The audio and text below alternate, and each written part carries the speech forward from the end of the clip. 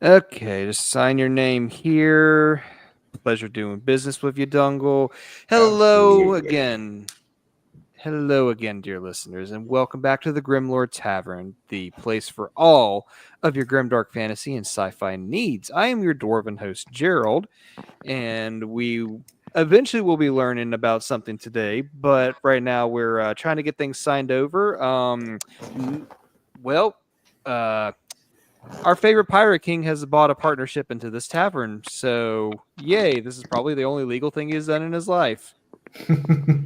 Mayhaps. So, what happened to our elven bard? He's supposed to be. Did you have him off doing something? Don't worry, it's not illegal. I'm here. Oh, here we go. Welcome back, dear listeners, to our elven bard Rayway. And what happened? Did something explode on you? No, not on me. On the rats. I'm pretty sure we killed them this time. Oh, thank God. Thank Gringy, finally. It really helps when you have more Skaven slaves to act very good as cover. Ah, Ow. shit, Damn alive. it, one of those flying arms hit me in the face. I wonder if we can Okay. get him hit again. Oh, is this live? Out.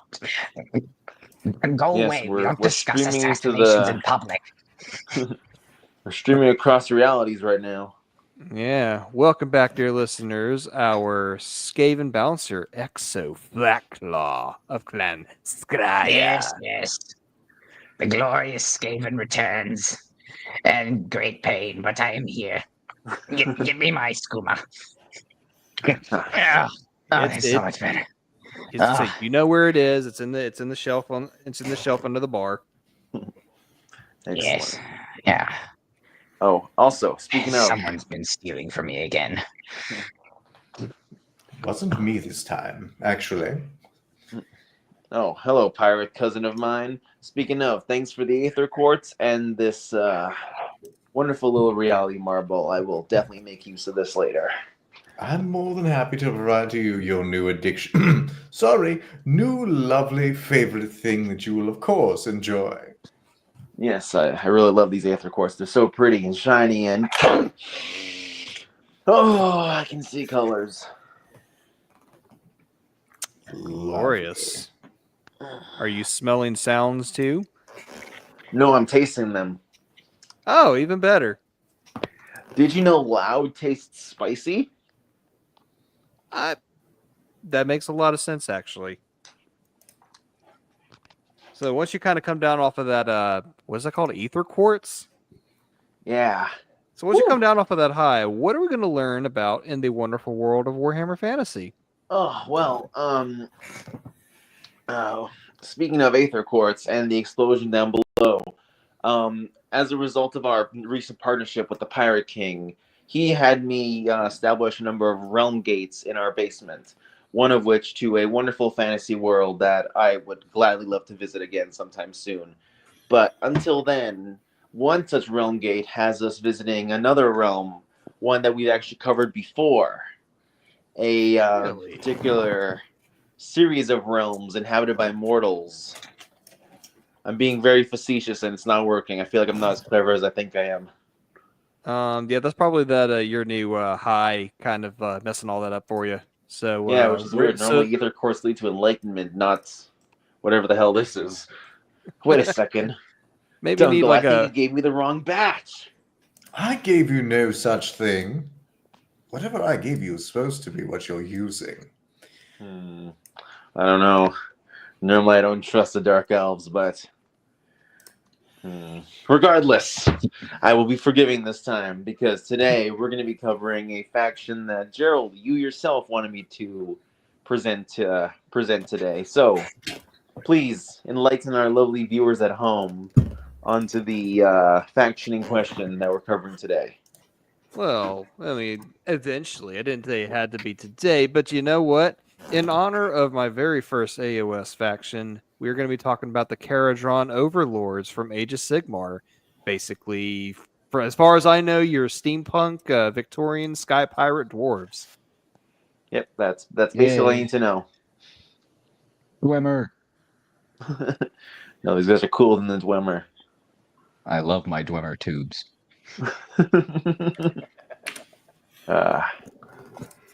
Also, shout out to the viewers that are watching us live on YouTube, because as I'm not sure was this mentioned before, but we live stream on YouTube. We do it fairly late, so if you are one of the amazing people who come in and join us, you guys are amazing. Thank you for that. But yeah, besides the fact, yes, we are going to be covering the Kharadron Overlords, the Victorian steampunk pirate dwarves, and overall, that's all you really need to know about them. They're kind of what you see on the tin, right? You look at these guys, and your first thought is, oh, steampunk dwarves. But they have a bit more depth to them, a bit more intrigue to their backstory and their inner workings. So before we cover the Overlords, we got to cover some alternate titles of them. Those being the Dwarden, which is basically their word for dwarf. They basically wanted to... The honest answer is GW wanted to be able to copyright the word dwarf, so they made something unique. Are these the things through that warp portal thing you put up? What was that? Are these the things that are coming through that warp portal thing you put up? Is this what we're going to be fighting or not? No, we're not going to be fighting it. Don't worry. We might be fighting something else later, though. These are my cousins. Good Mr. Croxagore, sir. Thank you. We will not be doing such. We all have cousins, and some of them don't deserve to live. Yeah, My goodness. I understand that the most. Actually, there's a few more I need to go kill. Can you give that? Yeah, okay. Go away now. All right. So, the Dwarden, the Gerald's cousins, Sky Dwarves. They also, that is another name of them, the Sky Dwarves, or steampunk pirates, or simply Overlords. And I honestly really love them. They're really fucking cool, honestly. These are the type of dwarf I would be willing to fight beside.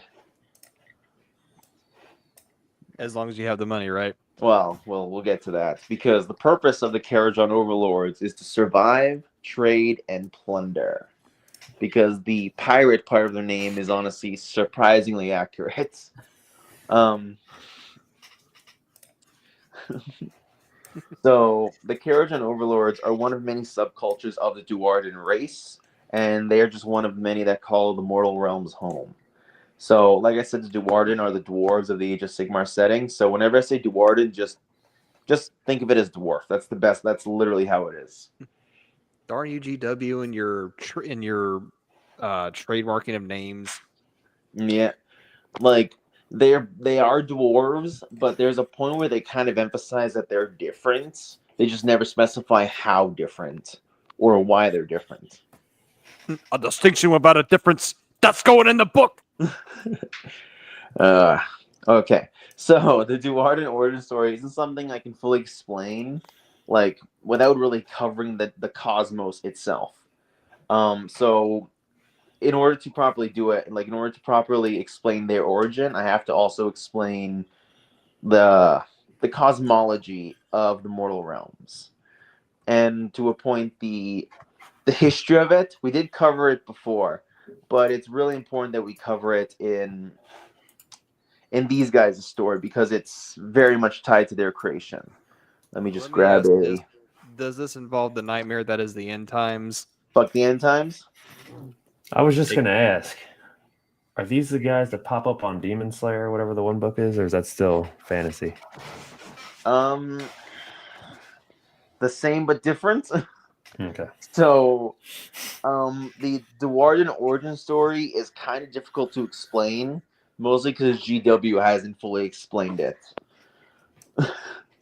That's pretty on par for GW. Yeah. Basically, there are multiple ways they explain how races ended up in the mortal realms, but they're very inaccurate with it. Like, in some instances, it is the races were created on the mortal realms, like they just naturally evolved there.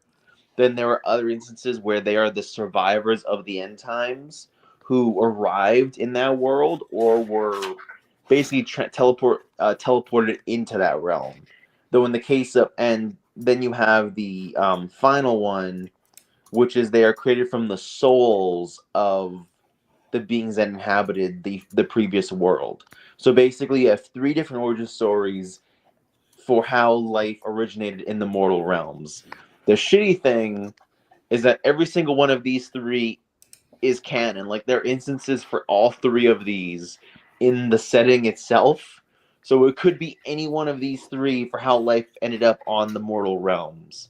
And for those watching, the mortal realms are those 8, 9, potentially 10 spheres that we see on the screen right now that Tosi is presenting.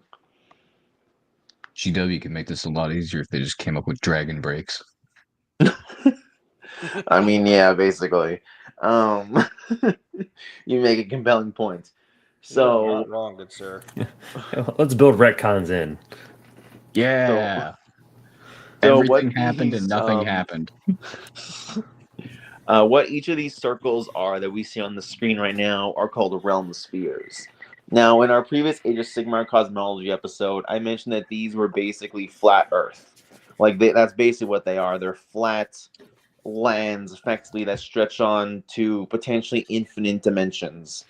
And they're basically encased in a sphere, which is where each one of them get the term the realm spheres.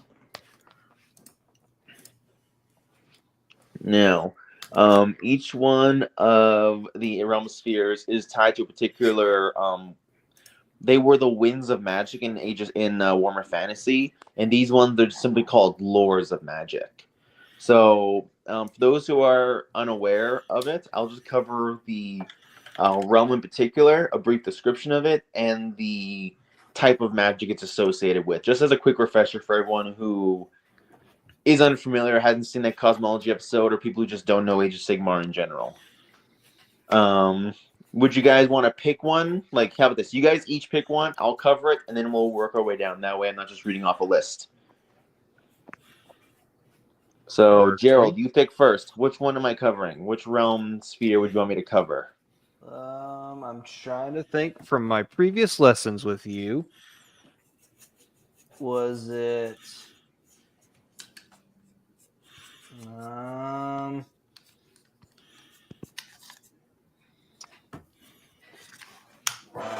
crap, I can't find it. Well, let's do Heish. Do Heish. Heish is my favorite. That is where the High Elves originate. Well, not the High Elves. Now they're called the Elves with an A because GW wanted to copyright another name. So, of course, yes, the realm of Heish is known as the realm of light and enlightenment. Basically, imagine an alternative girl's crystal cave. That's basically it. Like you know, the ideal alternative girl. She has a cave. She has a room full of crystals and everything. That's basically what this realm is. It's a collection of geomantic shapes and structures that are almost always radiating light, with this perpetual white light shining down from every direction. And the thing is that people who live here tend to develop 2 things. One, a higher sense of awareness of the natural world around them, basically almost achieving a sense of nirvana or enlightenment. And the second thing they develop is an insane ego because of said enlightenment. I mean that's right. pretty. With classic elf. I mean that's pretty par with anything else. So Yes. Stupid posh and was. And was Exo, your turn. You pick one. That's just a brief. I'm just doing brief descriptions. I'm thinking Chamon because my brain said Charmander when I saw it. Shimon. Come on. It's the freaking Michael Jackson one. Shaman is the realm of metal and industry. It's you know what? That Shaman is pretty topical with today's episode. So I will actually pull up a map of Shaman just to actually show you it because Shaman is relevant, like I was saying. that's the one I was thinking of. That's the okay. I'll let you go get into it. Yeah, just let me post it. Here we go. And sorry, back to my script. So the realm of Shaman is, as you guys can see on the image, when Tosi pulls it up anyway, it's basically a collection of islands. islands. And each one of these islands are varying in consistency and shape. And what's really interesting about them is that they seem to all orbit around each other while also orbiting around the center. And each one is made of chunks of matter that are almost metallic in nature. And from the sky, from the aerial view, it almost looks like the entire realm is almost like being stirred by being stirred within a massive vial. Like it's literally described as if the entire realm was inside of a beaker. Gotcha. Oh, pardon me. Sorry. Oh, bless you. I think I caught a bit of that stuff I've been giving you. Oh, and also the islands tend to crash into each other and create alloys because the islands are made of metal. Like basically the land that's basically the ocean is like liquid metal and water and molten magma / like molten metals, and then the islands themselves are like soil and rock, but they're also like metallic in nature. So these are like solid metals floating in an ocean of liquid metal. Pardon the pun, but metal. Yeah. All right. My dear cousin Dungle, what would you like to go over, even though I'm sure you are aware of most of these?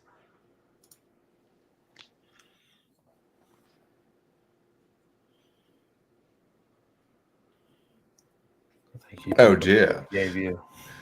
It seems a pixie stole my tongue, little bastard. So we're just covering all of the realms here, cousin. Yes, we are. Which one Go would you for like me to cover Gur. next? You know, the beast Oh, one. Gur. Grr. I thought you Gur. sneezed again. All right, the realm of Gur, I suppose. Oh my god. The realm of Gur is the realm of beasts and wilderness. Basically, imagine a place that is both Catachan and Lustria mixed together. Like, everything here is both a killer and a victim. Like, everything here is either an apex predator and the prey to said predators. And surviving here literally requires a primal instinct to survive.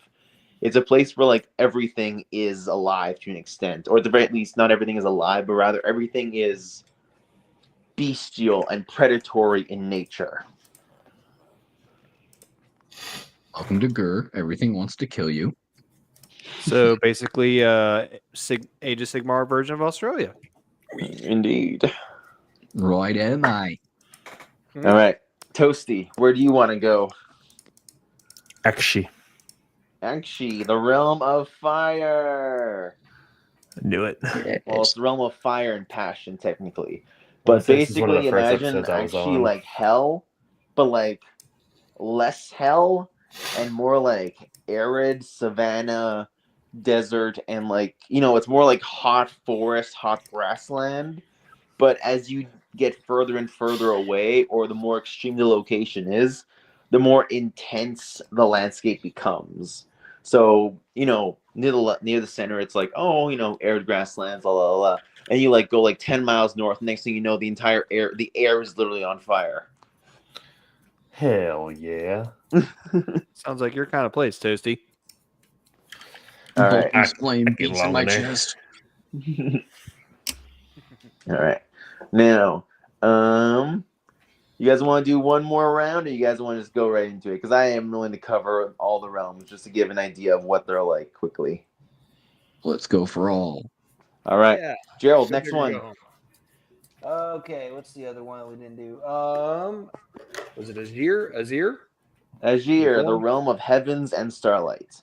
Basically, Azir is what happens if you combine Mount Olympus with Valhalla and then put it in space. That actually sounds kind of cool. Awesome. Yeah, it is the realm of Sigmar, and he like, it's literally his realm. It's the place he calls home. And it's also the place where I will get to it later on, but basically imagine this place like Holy Terra in Warhammer 40k for a specific purpose. So Valhalla in space. It just sounds like Marvel Asgard. No, Valhalla and Mount Olympus in space. Uh, All right, XO, next one. What's the Shyish? Shyish, the realm of death and ruin. Basically, imagine Fine. every possible form of the underworld or afterlife and put it all together. And what I mean is that literally every single form of afterlife or underworld is literally here, and they're stacked on top of each other, almost like the layers of hell, or like the 666 layers of in D&D. Like literally every form of the underworld is here, and it's also the land of Nagash, obviously. So you get to feast forever, have eternal happiness, 72 virgins, and you're burning and tortured forever. All at the same time. Hell Nice. Well, I think the 72 virgins and paradise would be more the realm of Azure, but yeah, sure. If you like, when I was saying afterlife, I didn't mean like heaven. I was more meaning like the river Styx and like Gehenna and the land of the forgotten from Mexican mythology. Fun. So You said that, and I thought of the stupid dinosaur thing from the 90s. oh thought my goodness. of All right, Dungle, the next land you'd like to cover, the next realm rather. I suppose we haven't covered Shyish yet, have we? No, we did Just did. Shyish. Oh, we That's did. what we just did. Damn it. How about Ulgu? Ooh, of course you picked Ulgu, you damn fucking dark elf. Oh, cry about it. Well, So Ulgu is a realm of shadows and lies, and it's ruled by Malekith, not fucking Malarian. Screw you, GW. Thank you. Cry about it, GW. it's ruled by Honestly, malaria. Ulgu's pretty cool. It's kind of like a dream world almost is the best way to put it. Like we haven't really gotten much on Ulgu, at the very least as far as I know, but it is basically a realm of forgotten memories almost, and every lie and forgotten truth finds its way there. Like if you want to find something that's been lost, some piece of forgotten history, you could find it there because things that are like hidden or lost just find their way there somehow.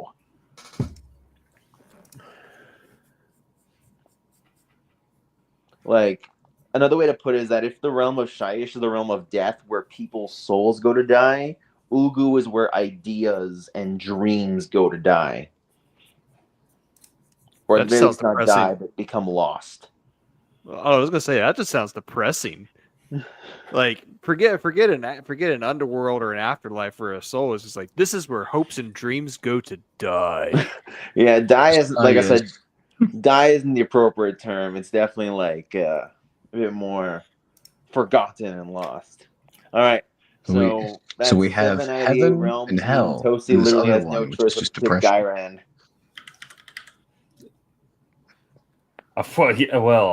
Yeah. Fine.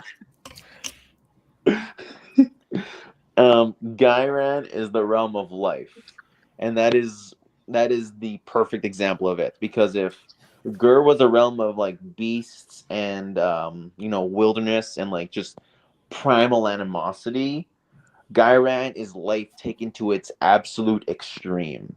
It is basically the Garden of Eden, where everything is alive in some way and sentient in some way. The continents are literally crawling away from each other or crashing into one another because they want to. Like the land itself is alive. The streams are sentient and conscious. Everything here is alive. It's those turtles carrying continents on their back, and they're mating, and then they're trying to run from each other.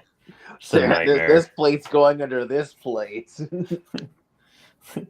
Sorry, you guys are getting crushed by my turtle this year. This is what right. we like to call the mounting of the mantle. Oh, no. I have All a right. recommendation. Okay. What is this? This caught my eye here. This Blight City. That doesn't Got a exist. Don't funny worry about looking it. symbol. Okay. It It's not even exists real. to me. It is real to me. That's not a real place. That's where vermin who don't know their place go. Excuse you. I didn't say you didn't know your place. You know your place. Stay in your lane. racisms. Look, bro just doesn't want to cover the most superior race of all time, okay? I We get covered it. them in our first episode. What the fuck are you talking about? Look, at least give them the honorable mention here. Okay. They're Skaven in Blight City. The end. Yeah. Okay, thanks. Bye. We get our respect one way or another. We get our respect even if we have to beg for it. Oh, I should also mention, because we're gonna go back to Shaman, because Shaman is relates to Kharadron Overlords. It also rains acid mercury. It also rains acid and mercury. Hell yeah. Fine. Metal. All right, so let's go over the creation myth a little bit. Not creation myth, the creation of the realms. But basically, in the beginning, when the realms were young, Sigmar was the one who first journeyed through all of them, and he came across numerous individuals who proved to be invaluable in developing this new world. The first among them was none other than our two favorite gods, Gringi and GrimLore, who, Hell for some reason, were trapped under a mountain in the realm of Akshi.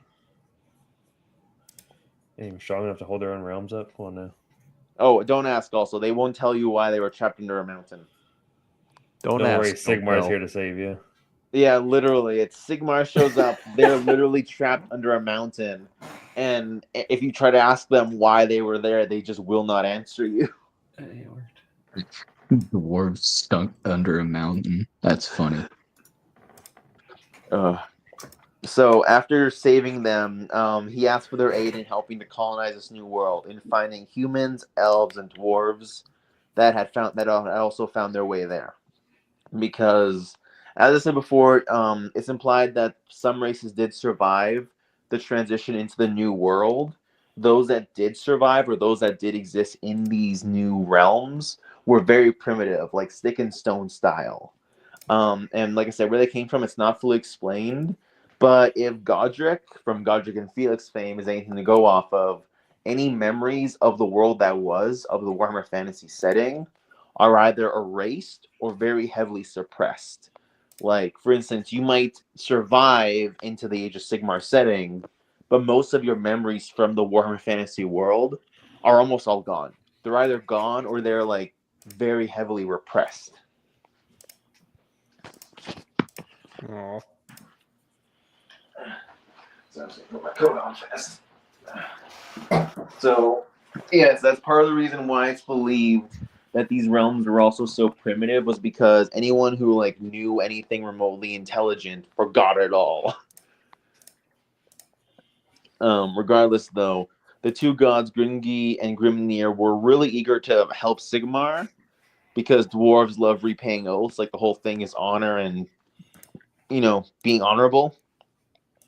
And the thing was, though, GrimLore, who was the god of slayers and warfare, really wanted to fulfill his oath because he didn't like being indebted to people. He really didn't like it, so he wanted to fulfill his duty immediately. And as a slayer god, Sigmar sent him slaying. Like Santa Claus? Nay. Sigmar has a pretty good track record with befriending dwarves, so this tracks. Yeah. It was GrimLore was like, I don't want to owe you anything. What do you need of me? And Sigmar was like, well, what are you good at? I'm good at killing things. Oh, okay. Fair enough. Fair enough.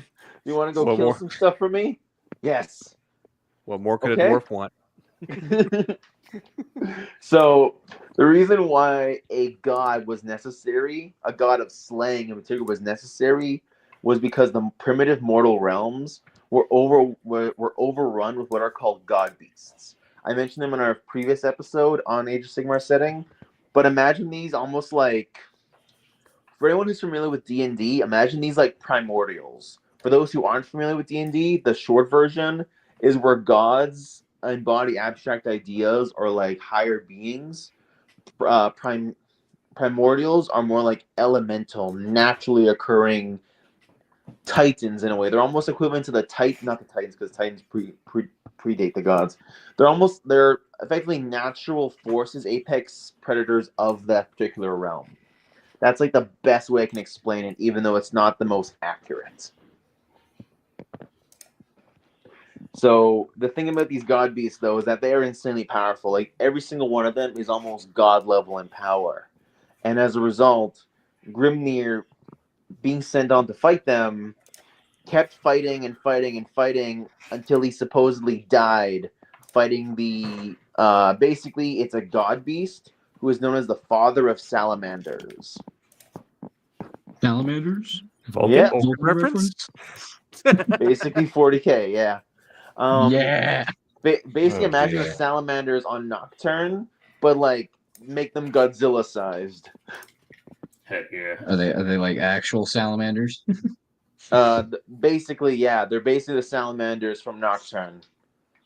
Oh, all right.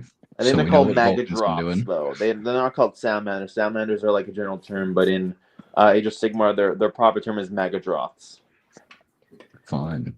Yeah, but sadly, yeah, Grimnir did apparently die fighting the father of salamanders, but his death would inspire a vast number of dwarfs who would become dwarven to take up arms and fight beside him. And it's actually because of watching him kill these god beasts that a lot of these dwarves, these primitive dwarves, basically learned how to wage war. Now, that doesn't mean that they didn't know how to fight beforehand, but more that he's the one who basically allowed the dwarves to relearn how to fight properly. But yeah, over time, Sigmar would rally the forces across the mortal realms, and he would eventually manage to form a pantheon of gods who were dedicated to maintaining order. And it was with the formation of this pantheon that would begin the Age of Myth. Okay, hang on. Let me see if I can find a decent picture. Probably not, though. The best way to explain what the Age of Myth is how do you describe that? The Age of Myth is basically it's the high point for all of the Order factions. It is basically the high fantasy era of all the races in Age of Sigmar. Because during this point, all the races that you would know, the dwarves, the elves, the humans, all of them were not only were they living in a world that had progressively fewer and fewer threats, because you had Grimnir killing a bunch of the god beasts. You had the orcs actually fighting beside Sigmar and having the god Gorka Morka also killing god beasts, alongside the orcs just killing whatever they ran into. And then you had Nagash's army of the undead sweeping across the realms as well, and in their wake they would leave abandoned fortresses. So it was literally a point where like basically all the major threats that could have existed were almost perpetually wiped out by these stronger forces, and allowed humans, dwarves, and elves to basically reach a new high point. Additionally, on top of having no threats, virtually an endless amount of territory to expand into, they also had the direct influence of their gods literally walking among them. So imagine being a peasant human soldier, you're just in the fields protecting your land from, say, manticores or something. And then Sigmar, the literal god king, walks beside you and tells you you're holding the spear wrong. Like, About time he I think showed up. Jeez. Bro's just trying to do his job. so you literally it's like, oh, okay, Sigmar's here. Okay, I guess I'm fighting beside my god today. That's fine. We're so back. The district manager shows up. But yes, so every race became high fantasy versions themselves. So if anyone was familiar with Lord of the Rings, basically humanity reached points that surpassed Numenor. Or if anything, they might have even reached, for anyone who's seen Wheel of Time, they basically became the precursors to, they basically became like the predecessors to the setting of the Wheel of Time. Like they were extremely advanced, extremely cultured, extremely intelligent. The elves developed weapons that were so insane, but they were also works of art. Like, the best way to put it is imagine someone makes a nuke, right? They make a nuke and they're like, that's a very effective weapon. This is the best weapon we can make. Let's make it look cooler though. So then they dedicate who knows however much time to not only making more and more nukes, but making these nukes more and more aesthetically pleasing in their destructive potency. Imagine there's an air raid going on and you just look up and you're just like, oh my god, there's a nuke coming. There's a guy with like a telescope and he's like, oh, it actually looks kind of nice. Oh, it's bejeweled. That's a really pretty bomb. It's pretty bomb. So, oh, At here least- comes a mushroom cloud. Oh wow, that's a pretty cloud shape. Wow. At They least really outdone before I themselves. die, I'll see something beautiful. Oh, at least I'll Behold, die arms knowing I'm gonna become a work of art. Yay, shadow art. That he gets stuck looking like that guy from Pompeii that was touching himself. Oh god, I'm gonna die. The rub went out fast. Oh my god. So yeah. Priorities. Meanwhile, the kingdoms of humanity stretch across every single realm. Like every single one of these realms had some degree of human influence on them. And then the dwarves, alongside their god, crafted marvels of engineering. I'm going to mostly be covering the dwarves because this is a Kharadron Overlords episode. So such marvels that the dwarves created included the Great Clockwork City, which is the name they include you in, is a literal city that is also a massive clockwork device. And what's really crazy about this clockwork mechanism is that it's so advanced and so extremely well tuned that it's also an impenetrable fortress. Like, imagine a city that's constantly transforming and modifying itself, that any damage you try to do in order to break in is immediately washed away by its movements. And its movements are so precise and intricate that it is virtually impossible to get in or out without knowing the movements precisely. I don't know. That sounds like that could be quite easily stopped by a bit of chewing gum, personally. I feel like you've broken into such a city before. Mayhaps. You must give me some of the artifacts you've recovered. No, Speaking you of wish to say artifacts, anything. we are laundering several magical items in the basement as well, of course. Legally laundering. All of British museums. Look, we didn't steal them. We acquired and rescued them. That's gonna be an argument made later on, actually. So here's another incredible artifact that was made, and that was called the Forged City of Grungi. It is a city that, as the name implies, is a city-sized forged that the god Grungi himself used. And it is said that nothing would actually leave the forges of this city that wasn't of the highest quality and most amazing craftsmanship. Literal masterworks of beauty as well as engineering. Oh yeah. Also, I shouldn't forget that apparently Grimnir. Oh wait, hang on. Yeah, these are in my notes. Don't forget, Grimnir apparently grabbed a giant god beast of fire and light, and instead of killing it, chose to seal it away under the realm of fire. This provided the Duarte with perpetual light and heat, even in the darkness of the mines. So there's literally a god beast hidden under the realm, and because of its existence under the realm, it provides them light, like underground. Fantastic. Yeah, I forgot like to this. include that. I forgot to I like include this. that. I'm happy my notes reminded me. I like this whole Typhon shout out. Yeah, Did your notes say anything about Clockwork City also being in Elder Scrolls? no. Fuck Elder Scrolls.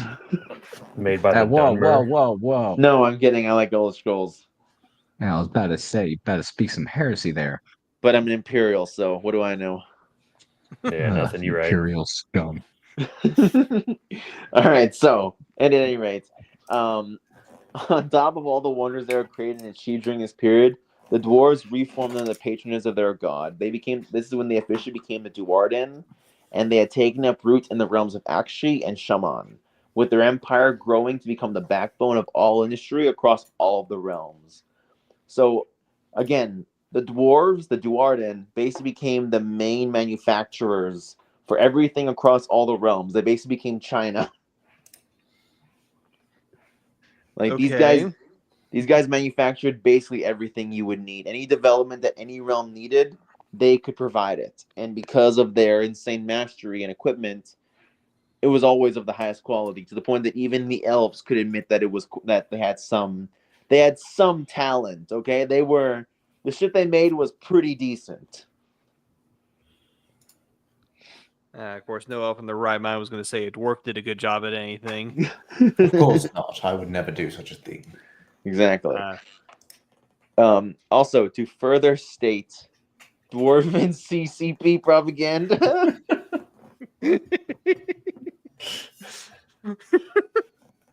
Oh my Live god, chat I love coming it. in clutch. All right, commenter, you are amazing. Thank you for that comment. However, this is not dwarven propaganda because I am an elf.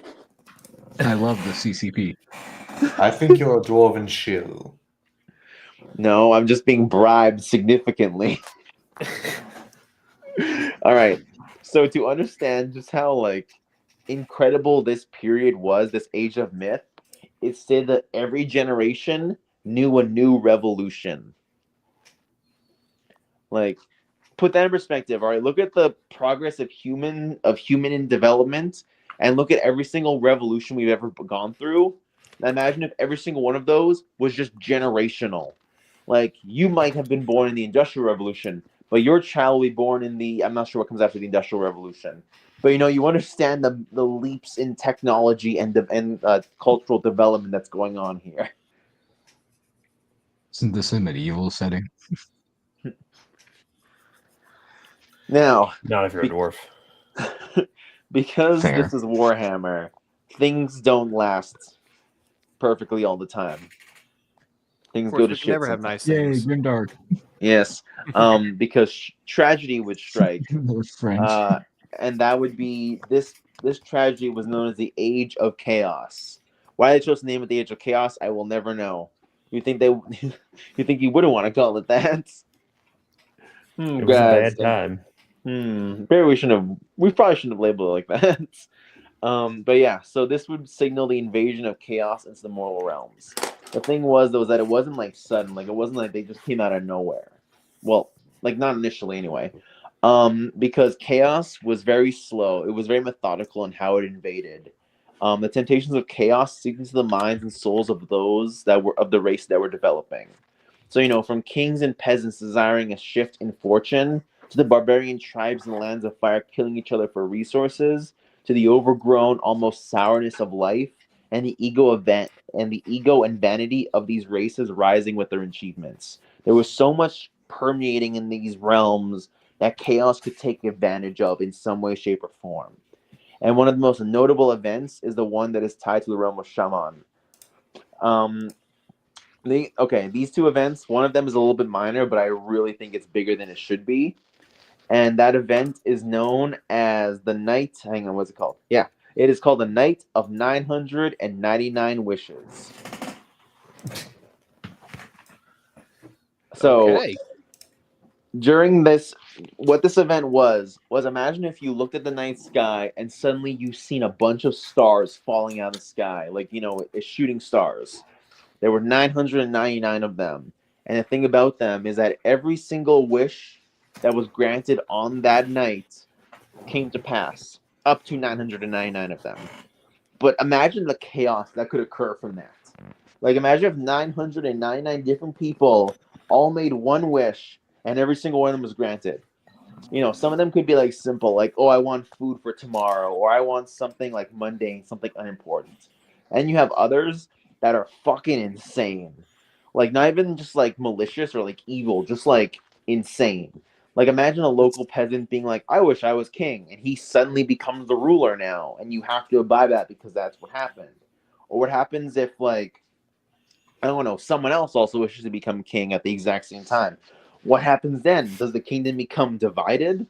There's so much stuff that can just happen from, like, I make a wish, you make a wish. Those wishes could contradict each other.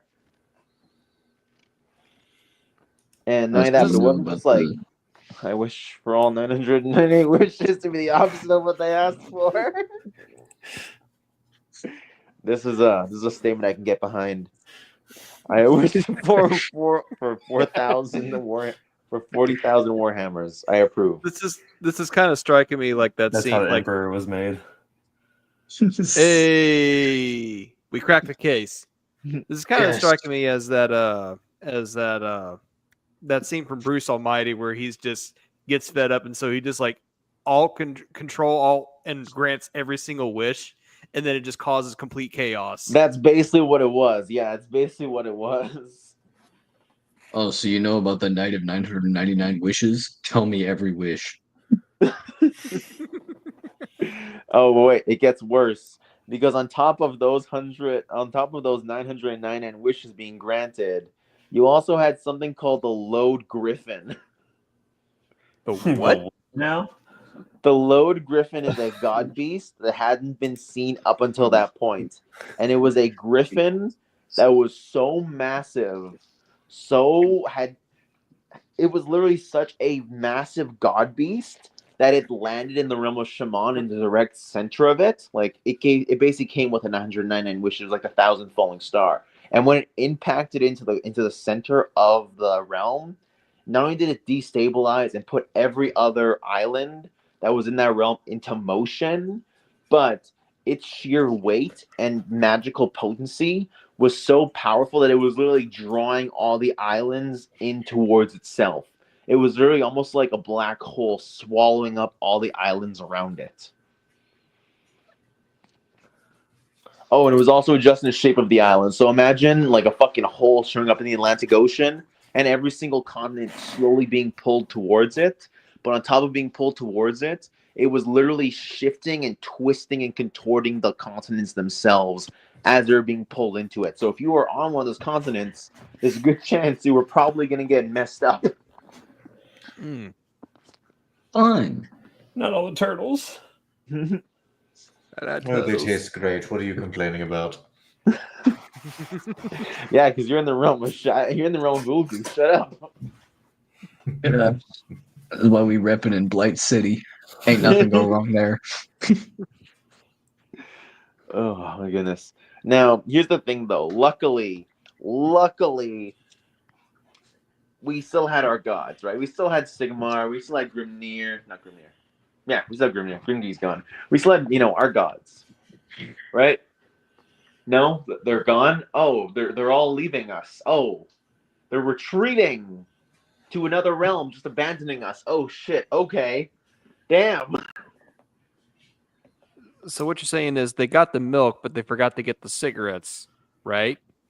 Right. Yeah, sure. We'll say that. Basically, every god who was of any degree of importance basically retreated into their home realms to basically fight their own one-way battles. Except... And they pulled a loyalist Primarch. Basically, except for one god, the last remaining dwarven god, Grimnir, who instead of staying in Shaman or Akshi with his dwarven people, joined Sigmar in the realm of Vizier. Okay. Now, this will be controversial later on. Luckily, even though he was gone, there was still a possibility to survive because the Load Griffin was so massive, but if someone could kill it, if it could be sent away in some way, things would be okay. Luckily, 9 Duardan priests would rise to the occasion, and they would try to achieve the goal in defeating the Load Griffin. Now, given everything I just said, do you think these 9 Duardan priests were in any way reputable? No, they're dwarves. They were all equally respectable people. I'm sure they were fantastic. No, it was a little lie. dwarves. It was a Zechian plot, obviously, and armies of chaos and demons invaded. Oh, darn it. Yeah, Zeech. Oh, here's another thing. 8 out of the 9 priests basically died, with the 9th one basically revealing himself to be a demon of Zeech and flying away. Because on top of completing the ritual, the Load Griffin turned into magical gold. Like, they kind of killed it, but they just petrified it. So they didn't really save anything, but they didn't make it worse. Minus the demon invasion. I feel like in Warhammer, if a group of 9 people show up, you should just immediately start being weird about it. Yeah. Unless it's the Fellowship of the Ring. Zeech and all his burbs. Oh, especially Fellowship of the Ring. Come on. Well, Boromir will die soon, so then it'll be 8, and it'll be okay. Oh, Well, then hang on. then it It just turns gets into slightly porn. worse because if you're familiar with 40k, Warhammer 40k, you know the Thousand Sons have access to. They don't use spaceships. They use what are called silver towers. One of those fuckers shows up in Shaman. Oh, lovely. It's not. It's not. It's called a spiral crux, but it's a silver tower. Is what it is. Oh, I thought you'd been a Thousand Sun. I was gonna say, well, they can't do anything in their own setting. They might as well try fantasy. I thought GW was gonna pull what they did with who's that one Grey Knight that popped up in Caldor Outer Drago. Drago. yeah, they're gonna do that. Just Great. like this is big, like winged red dude with nipple horns walking around. Actually, Stupid actually, bastard. actually, Magnus does show up, but he actually shows up in Warhammer Fantasy. What? Of course he does. Yeah. Who is it? There's a character who knows about him, but I think he's just called the Cyclops King. They don't mention him as. They don't specifically name him Magnus, but they call him the Cyclops something. Yeah. And this particular individual learns that his name is Magnus and thinks it's funny because Magnus is also the name of Magnus the Pious, who was like the greatest emperor in all of the Empire of Man's history, because he ended the Age of 3 Emperors. So the guy just thinks it's funny. That's like, oh, this great demon of Zeech has the same name as the greatest emperor of mankind. That's funny. Ha ha ha. Yes, that's funny. As you stare down fucking Magnus the Red. One of the worst sons of the Emperor. Fuck off. So I guess it's lore accurate Wow. that Magnus the Rad stops off at the tavern. It all makes sense now. GW being vague as ever, like for instance, bringing Ikit Claw into the setting but naming him something different. Oh, you think that's bad? During the Age of Chaos, during the Age of Chaos, while all the gods are retreating to Azir, while most of the gods are retreating to the realm of Azir, Sigmar fights the Butcher Demon Angarath. Oh, yeah, okay, I see. These names aren't paper thin at all. Not at all. What next? He's Speaking gonna of- fight a dude named Big E. Yeah, specifically. Speaking of Angarath, hey Toasty, whatever happened when Corrin called you off for that Angron guy? We had a nice chat, and I ended up back here. I noticed you were missing I noticed you were missing your tail. Did that have anything to do with See, we won't talk about it. You know those bonfire things we found? Those are pretty useful. I'll ask no further questions. No further questions, Your Honor. What is? Oh my goodness. Okay, wait. Is this is those storm dudes, right? The ones on the Stormcast. screen are the Storm host fighting the Butchers of Corn in action. What the fuck is that guy riding? Oh, you mean the Sigma Marines? Yeah, the Sigma Marines. There's The Dante in the bottom Sigmarines. left. Dante? Yeah, look at helmet. GW, this is not getting any more subtle. Come on. Is he riding a fucking Drake? What is this thing? Yes, Like he is. his He's riding name a Drake. They've Okay? already written it once. Why would they write it twice? Yeah. Just take this guy and shove him in this setting. Hold on.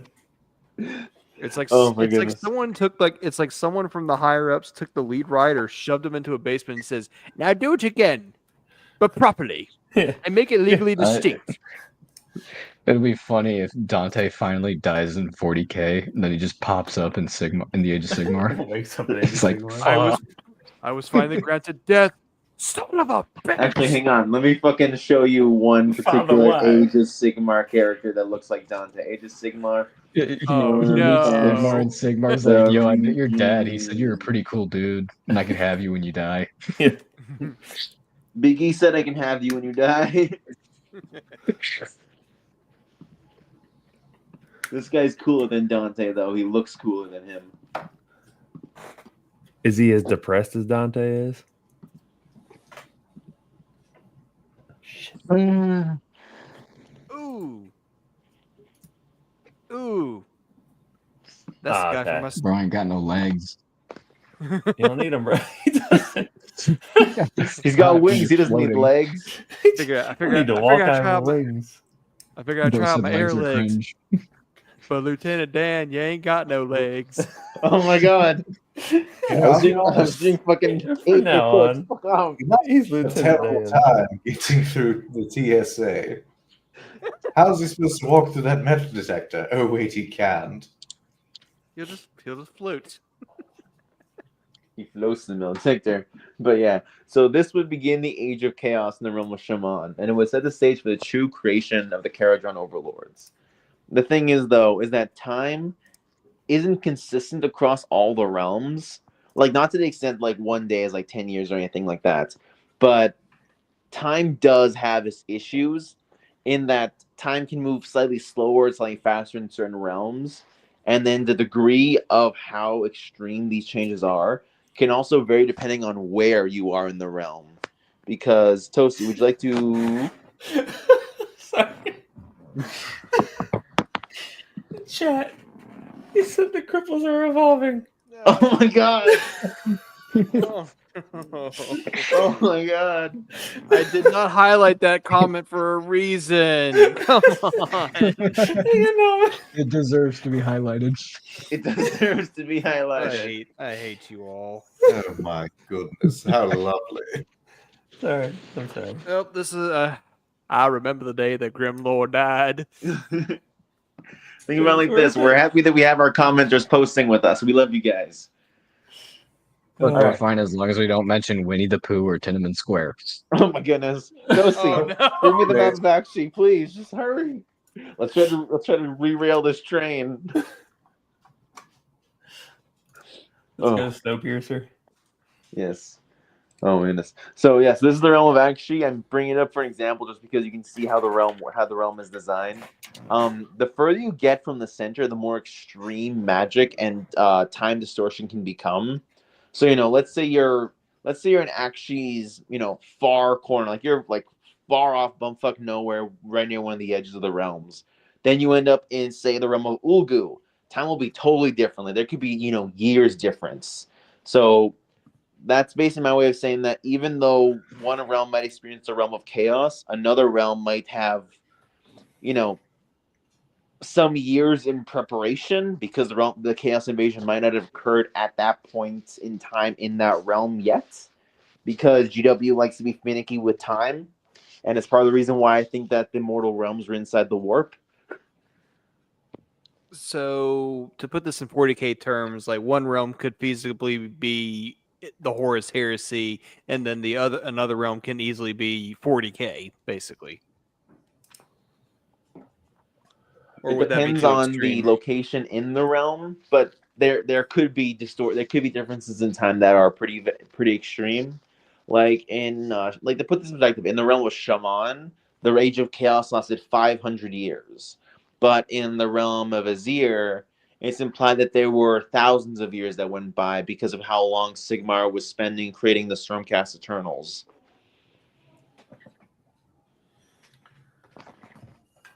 How long did it take to make Stormcast? Lately, this thing's Space Marines. We can't sue ourselves. Exactly, and also long enough for the immortal lizardmen to die of old age. That's Yes, fucking dumb. GW, we're not going to let that go. That's fucking dumb. But That yes, was all, that's propaganda made up by the Stormcast Eternal. Okay, that never really happened. okay. So yes, like I said, the Age of Chaos was a long period of time, but I'm not going to get into it aside from saying Sigmar fought Angron and won, because fuck Angron. Right. We're not Look. shitting on Magnus in this house. We're shitting on Angron. We're gonna have a talk when this is over. But yeah. I am going to run away when that talk happens. So yes, I'll get for the the camera. dwarves, the Age of Chaos is known as the time of breaking. Not just because everything they built was literally breaking around them, but because they were broken as a culture. Because remember, these are still your prototypical fantasy dwarves, just scaled up to like even more extreme. So like their mountain holes were even bigger than any seen in the old world. Like the average mountain hold for this period of dwarves was like bigger than Karak 8 Peaks in the Warhammer Fantasy setting, which is like one of the biggest holds for the dwarves. Like everything here was just way more intense. So to see these things crack and break because of chaos is basically soul crushing in a way. And the issue, though, is that because of how far-reaching these dwarven empires, these Duardan empires stretched across literally 2 realms, when it does fracture, those fractures are going to hit really fucking hard. Now, the thing is, though, is that like the dwarves in Warhammer Fantasy, the Duardan were able to resist the Chaos Invasion as much as they could, with many actually aiding humans and elves alongside them in actually fighting off the forces of chaos and slowing them down. Like, it was to the point that they were dwarves who were, to an extent, basically following in honor of their god Grimgi, and becoming slayers themselves, literally willing to die on the front lines against chaos in order to buy their fellow dwarves, humans, and again, emphasis on elves, allowing them to buy them time to retreat through realm gates, which is how you... Realm gates are basically gateways. I will find a picture for Toasty so we can post it. But they're basically stargates that can connect the realms, and it's how travel between the realms happen. The thing is, though, is that there is one realm gate in particular called the All Point. And what the All Point is, it basically allows you to connect to any realm in particular. So let me just grab a picture. But yeah, these realm gates are like tailored to each one. So let's say, for example, these 2 realm gates that I've just posted that Toasty will show up. Let's say we were in the realm of beasts when it happens. Let's say we were in the realm of beasts, and these 2 realm gates appear. Well, the one that's blue would be the realm gate to Azir. The one that's red would be the realm gate to Akshi. So we, in the realm of Gur, could travel to either one of these 2 realm spheres by traveling to these 2 gates. However, the All Point realm gate connects to basically a point where you can reach all the gates simultaneously. So basically controlling the All Points realm gate is extremely important. Which is why so many Duardan were willing to throw their lives away to make sure that their allies could escape to the All Point. Trying to find the all blue. The All Blue! However, many We have other a relevant Duardan... question from the chat. Oh, God. Oh, God. Shoot. Shoot the rat. I finally have control over the tavern and all of reality. Oh, my goodness. So if the dwarves are strong, but what happens if the Skaven unionize? Oh, no. Well, Skaven would never unionize. Skaven Someday get we along. What a funny joke. That's the funniest joke you Oh, said actually, all no. night.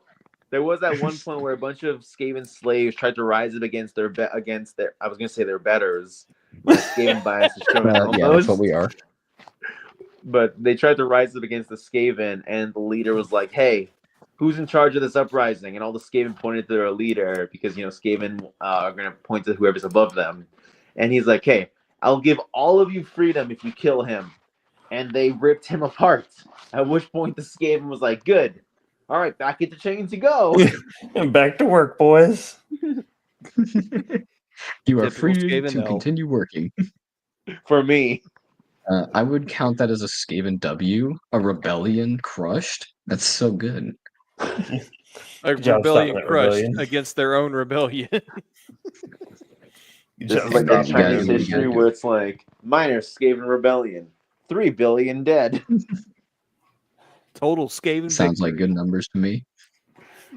Wow, only No, we 3 can make more in billion? like a week. Oh, all right. So yes. Now here's the thing, though, is that there were some Duardan who recognized that escape was definitely not an option, and neither was dying on the battlefield. And the reason why escape wasn't an option, or at least they didn't feel like it was an option, was there's probably a good chance that the other realms are also being invaded.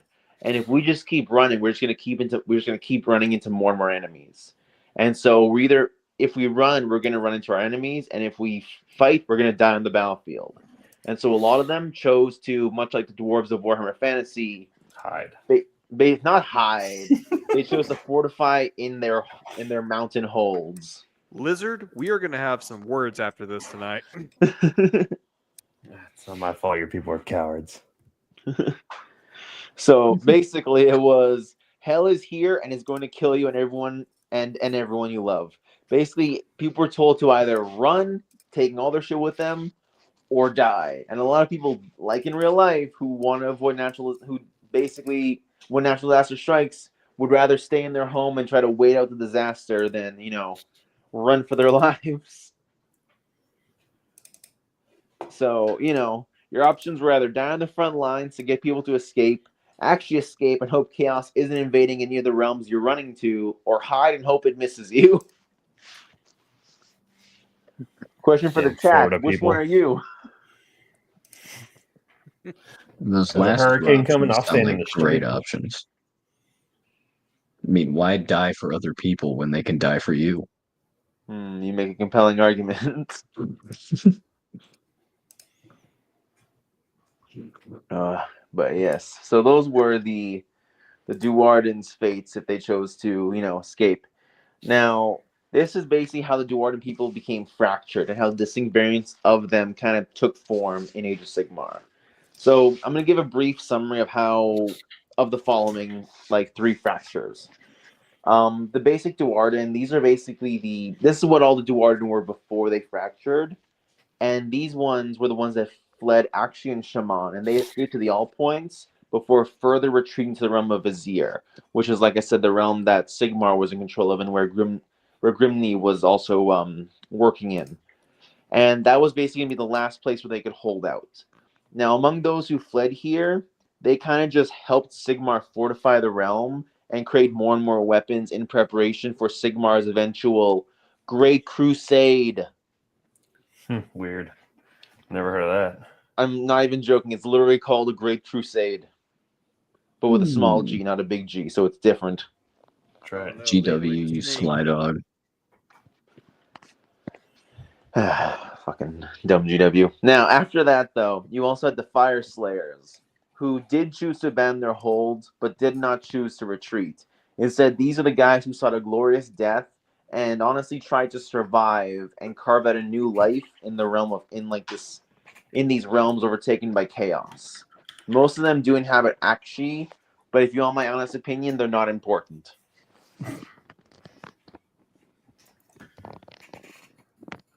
I do not want to hear any Fire Slayer defenders because they're not important. They're generally not.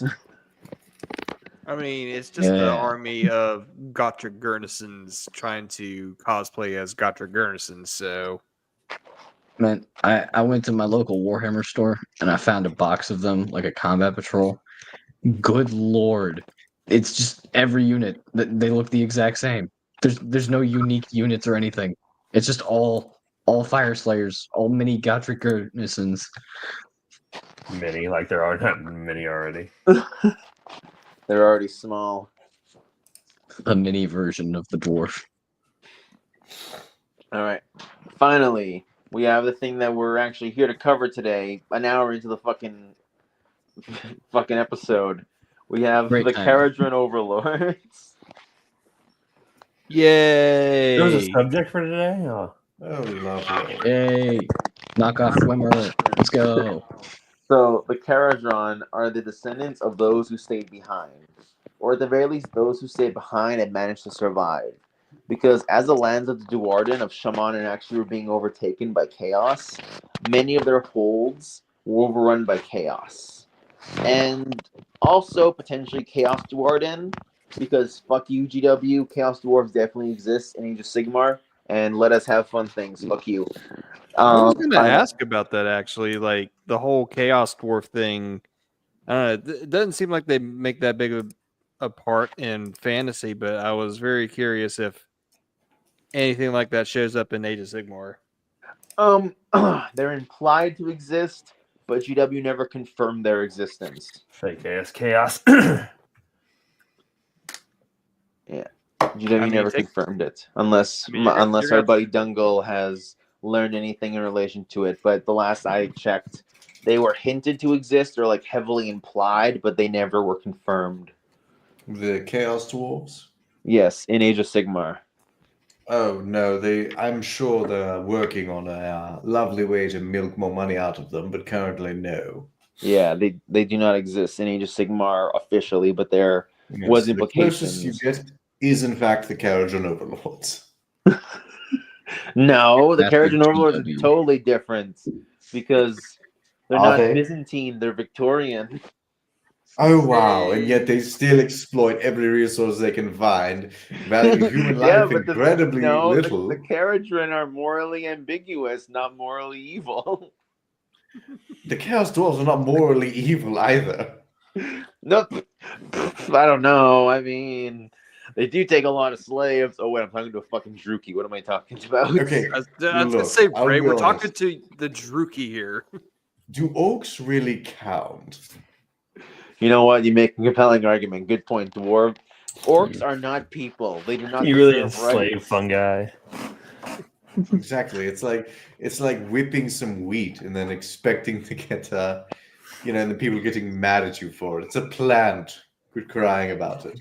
You know what? You make a compelling you really argument. get You know in what? I trouble might have just joined the Chaos Dwarf side. Can you really get in trouble for slaves if they're part of your own race? No, in fact, some might say that's actually politically correct because you are being racist towards yourself. Yeah, see? Of course, I'm an equal opportunist. These chains are for everyone. Oh God. At any rate, You get a chain. You get a chain. oh my goodness. So, luckily though, here's the good thing though. Here's the benefit. Some holds were able to withstand invasions from chaos. Some of them were just that well fortified and able to withstand against invasion from the surface. Because just like in Warhammer Fantasy, the Skaven like to fuck with dwarves. Hell yeah. Yay. Give us your gold. We have no use for it, Halo but is it's always funny when time. you don't have it. Tales all We the don't time. need So this, you but got we the want it princess because and you they're the want beast. it. Yes. So here's the issue, though. Because of this, realizing that they couldn't hope to keep chaos out forever or stop the invasion from Skaven, and even if they Classic could, Skaven W. even if they could stop both Skaven and chaos basically forever, even if they could hold out forever, they were also on a very limited budget, being that they had very little food. Because again, they're stuck underground with very little farmable land. So they basically had three Sounds ticking like- clocks. Sounds like a great time for cannibalism. No. Well, actually, cannibalism does come up at a later point, actually. Good. Oh But- my. Don't worry, it's not that kind of cannibalism. They did have one option left, however, because, like the amazing quote from Atlantis states, not from Atlantis, but Atlantis is where I know it from. When you've hit rock bottom, the only place left to go is up. And the Kharadron Overlords took that to fucking heart. Because as the dwarven holds were being overrun, using whatever aircrafts they had stored in their holds halls, these Duarden literally took their chances in the skies. Because if going deeper underground just leads to Skaven and staying on the surface is like getting you overrun by chaos, the last chance you got is literally to get on whatever you can and literally take to the skies. Like from the smallest helicopter to the largest Zeppelin-sized airship, every form of aircraft became basically a raft for surviving Duarden. Oh, also this might irritate our dwarven co-host, but it also saw an end to the old dwarven ideas of legacy and family lines, as it basically became less who's your family and hey, can you pilot an airship in any way? Can you be useful in some way? So it became a very equalizing factor. This end of the world scenario. Let me tell you That's something fair. about something irritating. Let me tell you about irritating legacy. I'm sorry I wasn't the best dwarven warrior. I am sorry I decided I wanted to become an apothecary to actually help some folks during the wars against the Skaven. I'm sorry I wasn't good enough to stay in my own carrick. How dare you kick me out? Okay, rant's over. No, it's okay. This is good. This is healing times. You deserved it. My parents never Actually, give me a second. I have to go to the bathroom fast. Hey, it's okay, Gerald. I didn't even know my parents. I Wish guess you guys them. had I wouldn't parents. want to know you either. I probably killed my dad at some point. I don't know.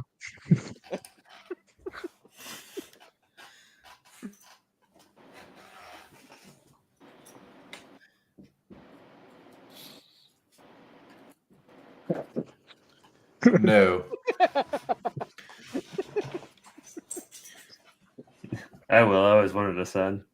You've already disappointed me enough. If you were my son, you'd be even more of a disappointment.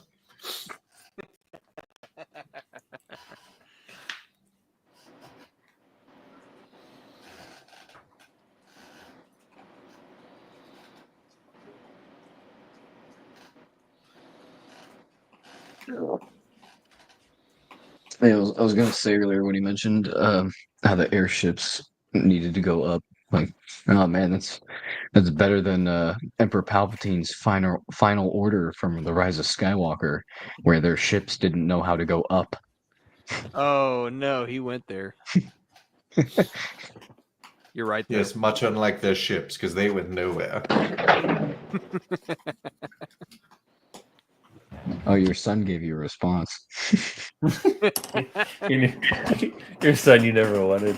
You see, I'm well experienced, so as long as I don't recognize you, you'll receive the notion.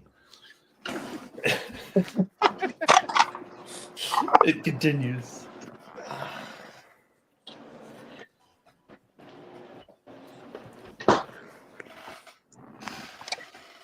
Whoa, I am here.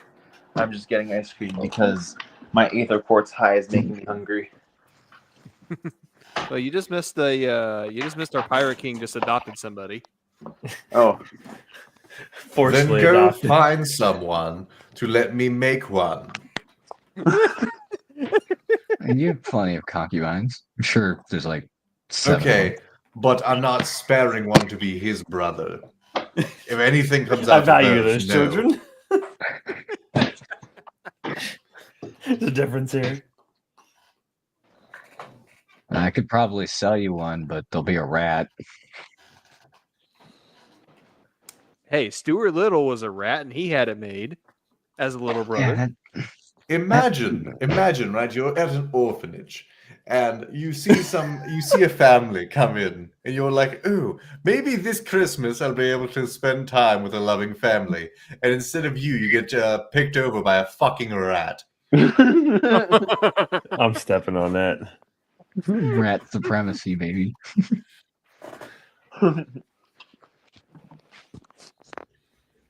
oh. Ice cream is fucking good. Cookies and cream. This is delicious. Okay. I'll be honest, I don't think they have any of the Air Bud movies in China. Oh my god. Oh no. Oh goodness. All right. Back to fantasy. Sky dwarves. Actually, hang on. Do we have any hot takes from our? No. Just give me a chance, bro. Oh my god. I do not being proud. All right. Let's do this. All right. So, for a time, the Dwarden had to fight against the numerous skyborne threats, including terrible beasts, Zechian demons, and of course, poisonous gas clouds. But honestly, the worst thing the Dwarden had to face during this period of upheaval, literally having to take to the skies, literally. Basically, imagine if every single human had to hop into their car or leave their home and just start driving. That's the best way to put it. Like, if you didn't know how to drive, sorry, you're getting left behind. The thing was, though, is that the worst thing the Dwarden had to face was one another. Because Dwarden airships would often have to attack one another in order to acquire their resources and materials. Literally allowing the crew and airships to continue on.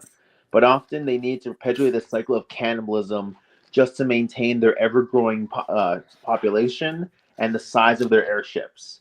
Because when these ships would go to battle, it was very common for them to literally latch onto the ship and eventually just build it into one another. Literally, cannibalizing the ship as they were built on top of each other. Just grab a Kharadron. These are these. Where are the cool ones? Here they are. So these are just some of the airships that the Kharadron would use. Oh my god. So yes, let me find another one because those ones are cool. Aha, my favorite character. This is my favorite Kharadron Overlord because he's a badass. But yes, so yeah, in the early period of the Kharadron Overlords' existence as an airship-based population, they often would turn to cannibalism, infighting, and just trying to destroy one another. However, many others actually began joining forces to create a mutual pact of survival. And over time, these pacts grew into stronger and stronger bonds that would eventually see these airships not cannibalize each other, but mutually integrate with one another. So unlike other ships that literally would like destroy one another and take whatever bits they could, these ones became a mutual fusion of the two. Additionally, the dwarven began to uncover the hidden riches that actually laid all around them. Because here's the thing about Shaman. Because it's the realm of metal, everything here has like a metal theme to it, right? So rivers in the realm of Shaman would be like liquid metal flowing down a river. Mountains would be, mountains of iron. So the clouds in Shaman must also be metallic in nature. They are metallic gas clouds, and that is what makes them so poisonous. Because you would literally be like inhaling gas, like mercury gas. That's kind of a terrifying statement, but like, I don't know. You think mustard gas be pretty bad, or God forbid sarin gas? Don't ask how I know that. War crimes. I may have learned a thing or two from my Chaos Dwarf cousin, Slappy. Is this the Mustard Monopoly gas. guy and the Burger King guy that had a kid? Oh god. Mustard gas. Not as bad as a war crime compared to shotguns if you're German. Oh my god. God damn it. All right. So yes, the thing is though, is that with the discovery of these gas cloud metal veins, basically, the dwarven can actually harvest these resources and use them to even further expand their homes.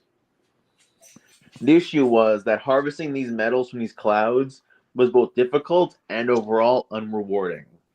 Because the issue was,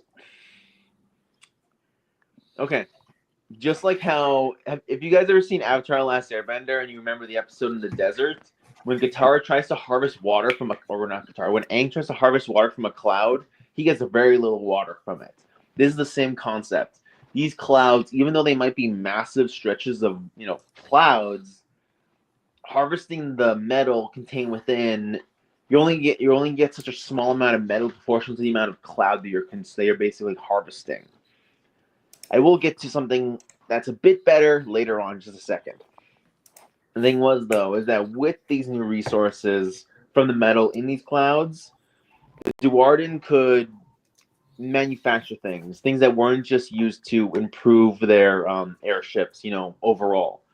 Because they also began to realize they could use these for bartering and trading purposes.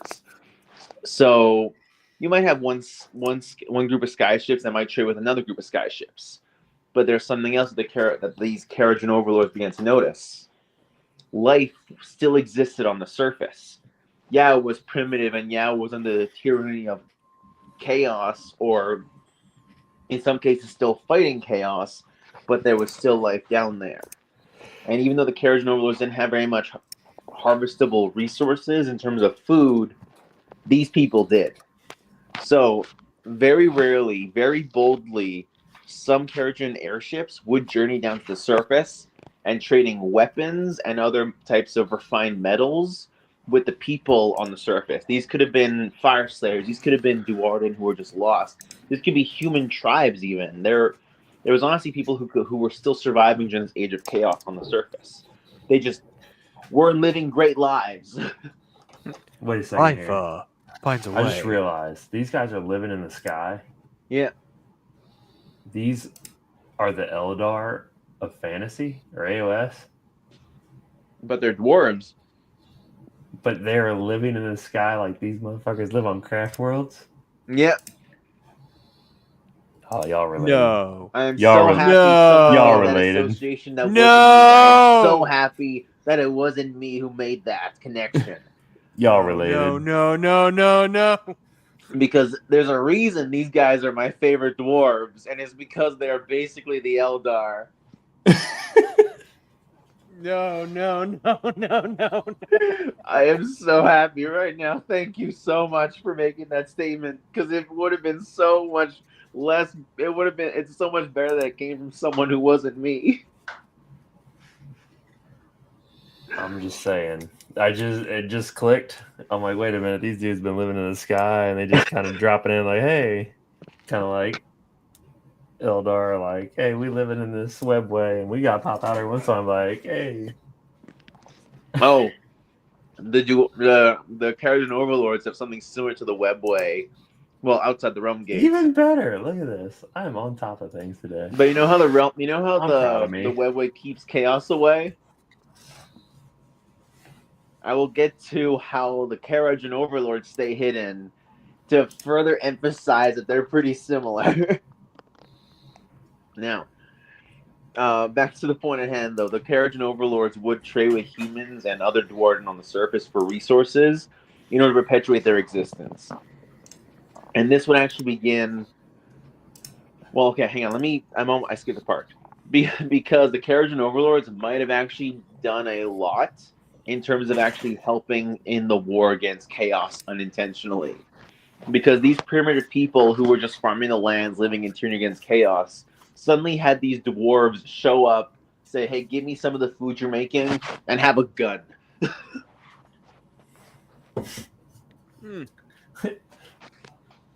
And, you know, This won't change the human might landscape take at the all. gun and be like, wow, this is a blunderbuss. This is amazing. This is a shotgun. This is like a shotgun-like device. This could kill things in one shot. Meanwhile, the Kharadron Overlord is like, yeah, sure, whatever you say. That's like the worst thing I made last week. Like that thing is fucking the worst thing I made last week. Fuck that thing. Like, you know, the Kharadron Overlords might think he made a deal, but like he just gave a peasant farmer a gun. So I mean,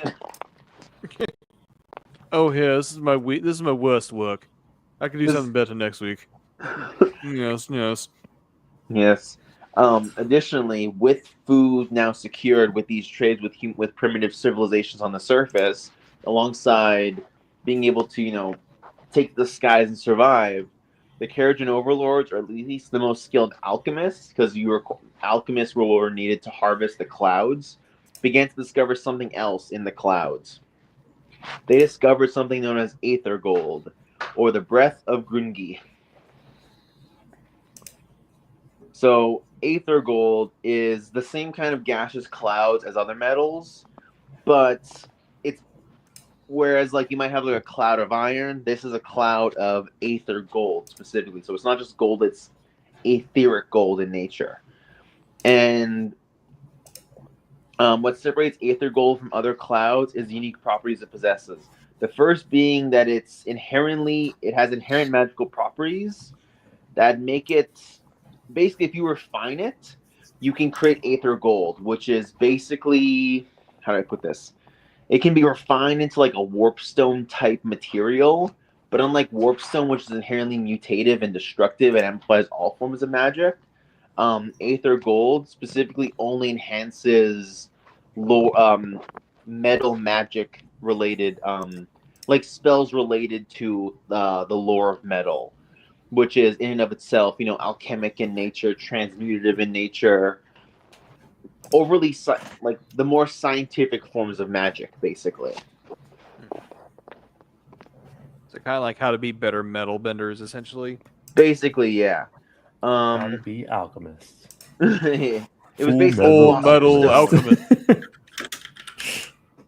Oh, also, Aether Gold was also lighter than air, which like the reason why the other metal clouds were able to be airborne was because there was so little metal contained within these massive clouds that they were effectively being lifted up by the clouds.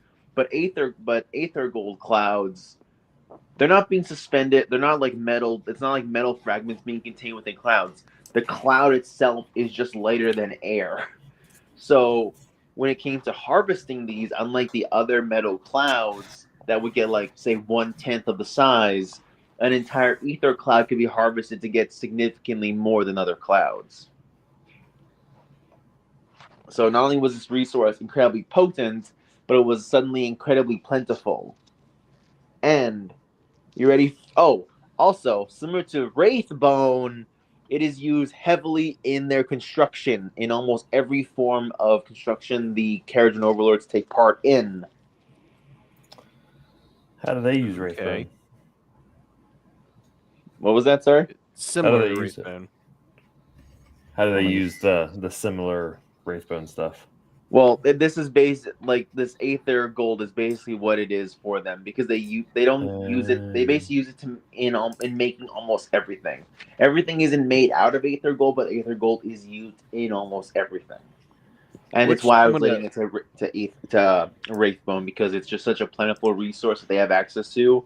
That basically everything they have is made out of it or made with it involved. Which I'm going to pause it right there because Wraithbone is definitely still solidified warp energy. Thank you. Do not take that away from the elves. I'm saying that as a non-elf fan. What? Well, Aether Gold is solidified lore of metal, like metal magic, basically, in gas form. Warpstone is the better solidified chaos magic. Yeah. Oh, here's another thing. Because Aether Gold is basically an inferior version of Kammonite. Kammonite is basically Warpstone, but again, specifically for the lore of metal, and even more powerful. And you snort it? I wouldn't recommend it unless you want to get Balthazar Gelted.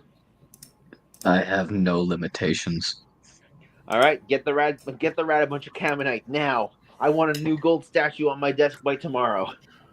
Oh, well, hold on. Let's not be rash here. We're going to have my second in command here, Scritch. He's going to try it first. He's doing a good job, and I feel like he deserves this. Okay. I trust you. But yes, another thing, though, is that Kammonite, every single realm has like some sort of ite metal or some sort of ite mineral. Like in Azir, there's azurite. And again, just like how Kammonite enhances lore of metal magic, azurite enhances lore of the heavens magic. The thing about these ite materials is not only they're really powerful, but they can be easily detected by magical sources.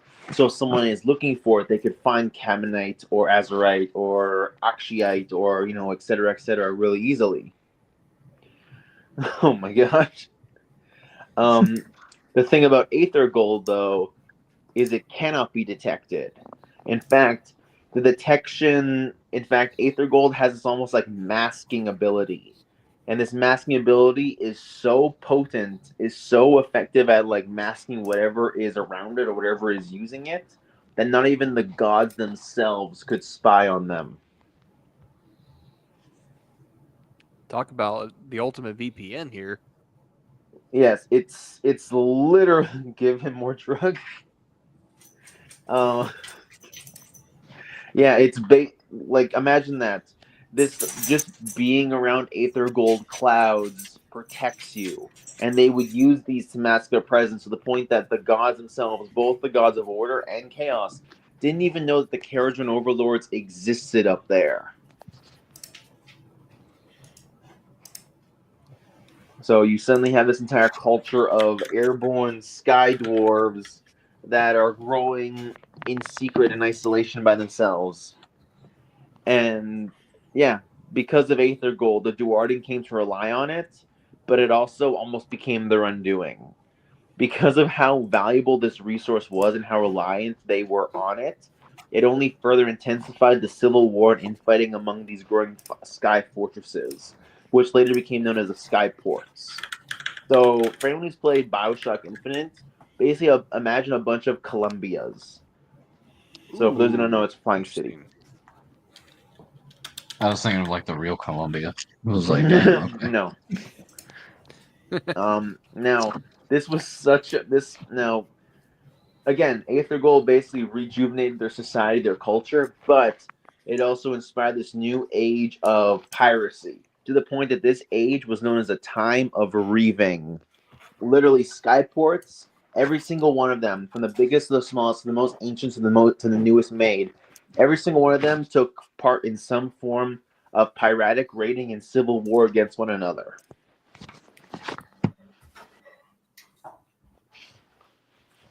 Now, not great for the Sky Dwarves. Luckily, to realizing that the Civil War would have literally two outcomes: either the total extinction of their race, or the perpetuation of only the worst kind of dwarven. Fortnite Skybase. We need a dedicated person reading the chat. Skybase reference. I don't know if it's a Skybase reference. What the hell's a Fortnite? When are we seeing Warhammer in Fortnite? That'd 2 be cool. weeks. I'll reinstall Fortnite if I get to be AK Claw. Oh my goodness. Yeah, I was down But- for Fortnite. Oh, I ain't gonna lie. But But that's yeah, another story for another time. the idea was that if the war didn't stop, either everyone is dead or anyone who survives will basically be the Drukhari from 40K. So every Oh, single no. Skyport kind of agreed that there needs to be some form of codification, some sort of overarching diplomacy that needs to be made. And so at the conference of Madralta, I don't know if that's a reference or not to anything, but also Madralta is a sky island. It's basically like a sky fortress. I'm not really sure how to describe it. It's really hard. Basically, floating fortress in the sky. That's Sky also Pier on a reference. mountain, I think. Regardless, all the sky ports met there, and at the here they made the agreement to create what is known as the Kharadron Code. And what the Kharadron Code is it's basically a symbol of unity between each of the sky ports, and was basically made as how do you want to describe this? Basically, it's like a rules for life, a tenet of things to do, as well as a almost like a rules of engagement of life. Because We view every the single code one of the more as- Kharadron Code. Sorry, what was that? We view the code more as guidelines than actual rules. That's a rule they have in game. Is the code is guidelines. The idea is that these Kharadron code is that every single one of these codes is something that you must abide by in order to be part of the Kharadron Overlords as a society. Now, the thing is that when these codes were first created, when each one of the codes were created, they were very general. One Piece. Sky Island, One Piece reference. Sky Pier, baby. Yeah, The One baby. Piece is real. The Eminem villain is real. Yeah, because these codes were written in their infancy, they were very broad. Like, the Ten Commandments. Duarden cannot kill other Duarden. Kind of, very general, very, straight to the point comments like that. The issue was that some skyports who didn't want to stop being pirates and reavers, but they still wanted the benefits of being part of the Kharadron Overlord society as a whole. So they started looking at these codes and started twisting their meaning. So, there might be when it's like, no infighting between the skyports. Okay, well, his ships aren't part of his skyport, so I can attack his ships, can't I? And you can see how, if the phrasing isn't very particularly clear, they could easily take advantage of it. And as a result, this led to more and more meetings at Madralta to basically create amendments to each one of the Kharadron codes, to the point that there are so many amendments on these codes that it becomes almost labyrinthine in nature. that it becomes almost easier just to go by the basic reading of the code and just take it as broadly as possible to try and, encompass all the amendments that were added over time. Sounds like our Black Pillar and Skaven Blight. Like, if I remember correctly, one of them has like 55 amendments.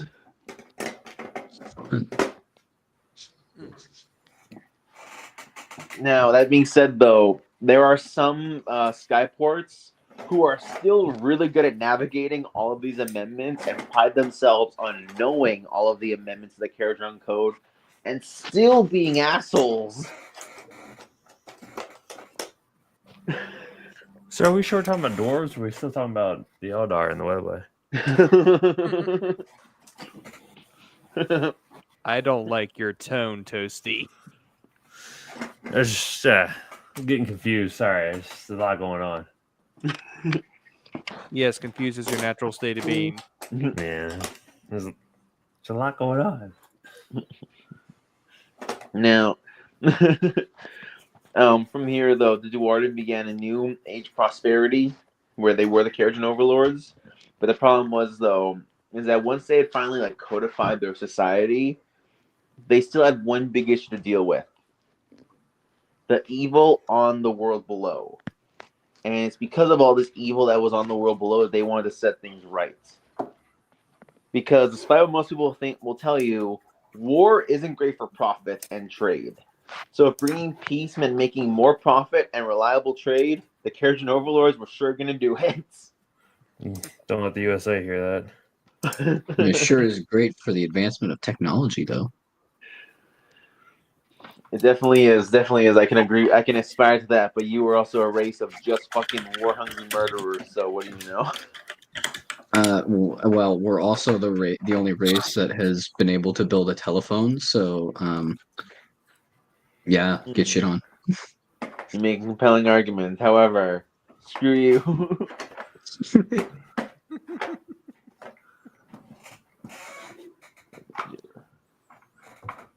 Yeah. All right. So there we go. They're the same. There we go. I sent a picture of more Kharadron Overlords because they're cool.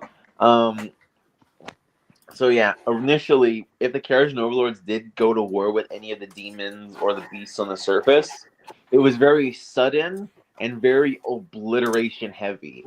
Because the Kharadron Overlords were so keen on maintaining their secrecy, isolation, and surviving, if they ever went to war, they wiped everything out. If anything escaped, it either had to be hunted down and killed or had to be left as such a minor threat that it couldn't possibly come back to bite them in the ass. And yet, even despite this, even despite the fact they were fighting the force of chaos and destruction alike,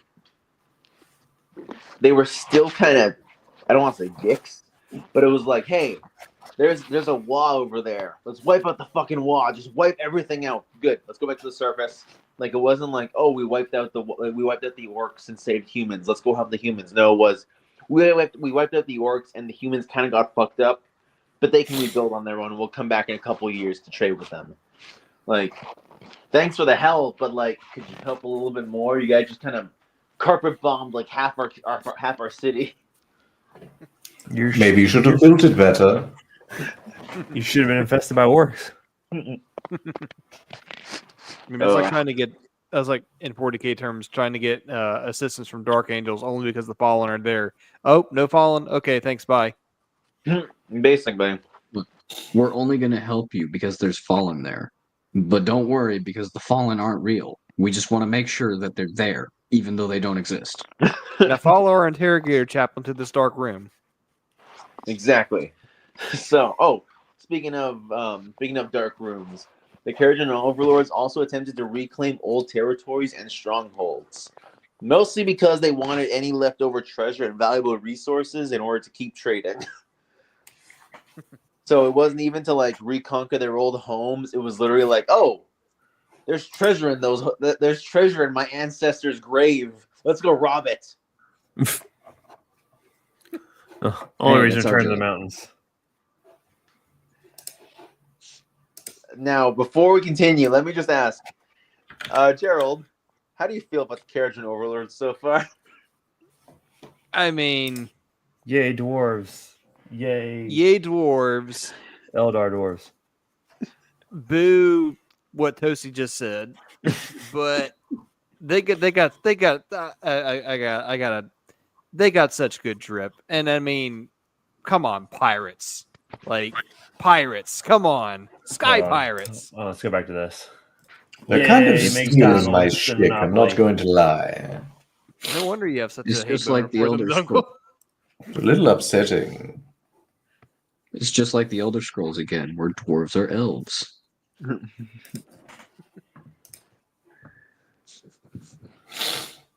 Here's one more, just so we have a bit more reference material to go off of. Trying to find as much official artwork as I can. There we go. All right. Man, I'm happy. I'm happy that we're talking about our elven. Oh, wait a minute. Dwarves. They're also Slaneshi? No, These they're look just like tiny purple. sound marines. All right. So What's this dude holding? now here's It's the a thing, though. cannon. How do you guys think the Kharadron Overlords reacted when Sigmar decided to unleash his not Space Marines onto the Aegis, onto the realms? Like a bunch of little bitches, they whined. Whining little bitches. That doesn't count. You know what? No. You know what? No. I mean, yes, but no. Don't hate me because I'm right. I don't hate you because I'm right. I hate you because you're a Juki. The Sky Pirates, like in One Piece? Oh my god, it's just like One Piece. One Piece. One Piece is One Piece is real. real. All right. We should put up So- a picture of their models. He's not okay. My cousin Dungle is not incorrect. They didn't whine. They just weren't happy. And also but might not dwarves have are helped common at type. all when the first hosts of the Stormcast were being wiped out by a bunch of orcs and chaos forces. Dwarves are known for holding grudges and constantly reminding you of those grudges. So Well, I'd say okay. that's complaining. Part of the reason why whining. the dwarves didn't like the Stormcast, and especially not the dwarven who came with them, because when Sigmar began, unleashing his not Space Marines into the mortal realms, they basically acted as a vanguard force with mortal armies, like falling behind in order to colonize the lands that were purged of chaos. So the Kharadron Overlords would actually see the Stormcast leading armies against, chaos, and then see armies of dwarves coming and settling the lands that they had effectively abandoned. So a lot of these Kharadron Overlords kind of felt like, you guys left. Like, you guys fucking left Shaman and hid in Akshi. Or not in Akshi. You guys hid in Azir. And a lot of the Kharadron Overlords feel that most of the Duarden who came back or who survived are cowards who ran away with their traitor god. Like, they have very strong opinions on basic Duarden. Ain't nothing wrong with running away to fight later or stab someone in the back. Says the Skaven. Tactical retreats, okay? I mean, Yeah. they're not wrong. I mean, normal dwarves are plenty cowardly, and these are on another level.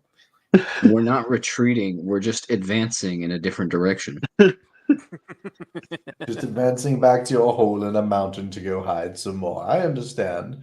Except these ones don't have any mountains anymore. Yeah, exactly. See, they got less places to hide. Yes. Yeah, get the fuck You out gotta of my hide in mountain the now. sky. But yeah, a lot of the Kharadron Overlords kind of just saw the Stormcast as like no different from Chaos Warlords. Like, they're coming in, wrecking shit up, and then they're gonna leave. Like, they didn't see them as anything major, and only really started considering forming alliances with them when they realized they were actually trying to build shit. I'm like, oh shit, these guys might have tradable resources. So, there was the benefit of, it was basically they saw the fact that they could make a profit off of these new colonial people into the realm of Shaman. Money. Yep. Comment from And- the chat. Clouds are sky mountains, so it's fitting. Oh, okay. I agree. Congratulations. But yes, eventually the Kharadron Overlords would actually intervene in assisting Sigmar Stormcast Eternals, and actually ended up purging a mountain that was being overtaken by, I believe it was goblins, but they're not goblins in Age of Sigmar. But I think, yeah, that was their first official fight, and it would actually allow the world to become aware of them. Like this initial invasion of basically coming to the aid of the Stormcast let everyone know, oh, these guys are here. This is something we did not consider. An entire nation hiding in the clouds. Were they ruled over by Eminem, who can control electricity? Oh my god. No, oh my god. All right. But yeah, now the thing was that in addition to showing up, the Kharadron Overlords, another reason why they're so controversial to other Dwarven is because, unlike the Dwarven, they don't worship their gods. Like they don't venerate Grimni or Grimgi. They don't venerate them. They also don't venerate their ancestors or their kings because they don't have any. They venerate money. I like money. I like money. Oh, they're also kind of egotistical because they really like to venerate their successes and their achievements. Just like elves. I need somebody to explain the top hats to me. Fashion, darling, get with the times. It is fashion. It's literally fashion. Is that like the captain of the squad? Like he's like, I'm wearing a fucking top hat and a monocle. Get on my level. Well, they buy okay. I have For those are captains, and the reason why they're captains is because they are literally the captain of the ship, and they make such an exorbitant amount of money from being the captain of a ship from their legal raids and legal trading that they like. These to show guys off are their Monopoly wealth. people. Yeah, They are the Monopoly and guys. everything that a Kharadron Overlord wears and arms himself with is stuff they've bought in themselves. So it isn't like, oh, you were given a helmet that has a top hat. No, these guys went out and bought a helmet with a top hat. They're like, I paid this other guy who lived in a mountain to do this for me. Yes. capitalism. Capitalism. But yes, so the Kharadron Skyfleets would arrive to help the Stormcast Eternals fight and eventually reclaim the All Points Realm Gates. And yeah, together they basically became known as the Aether Strike Forces because the Kharadron Overlords worked so closely with the Stormcast that they just became so synonymous with one another.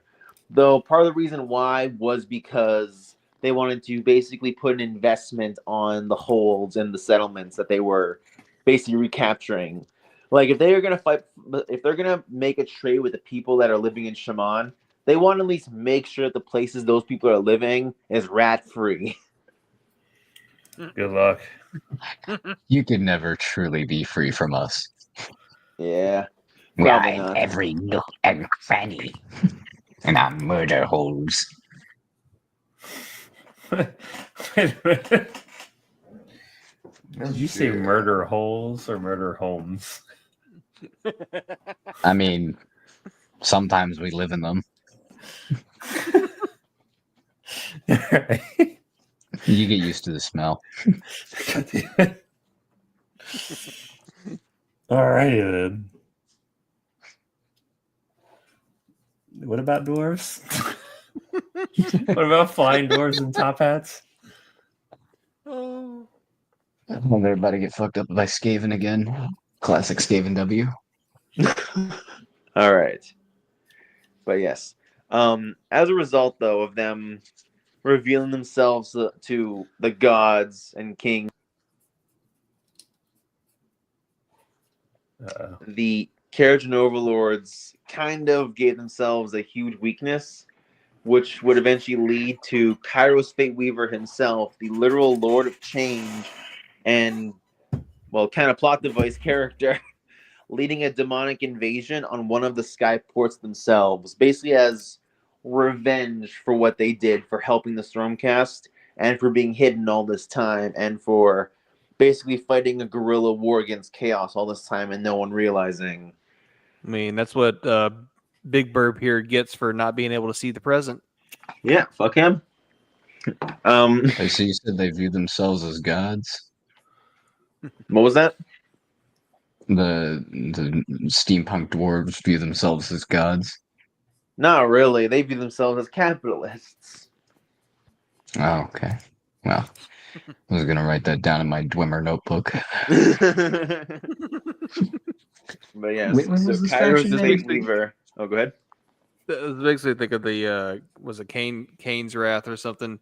I'm going to the one place that has not been infected by capitalism. Outer space.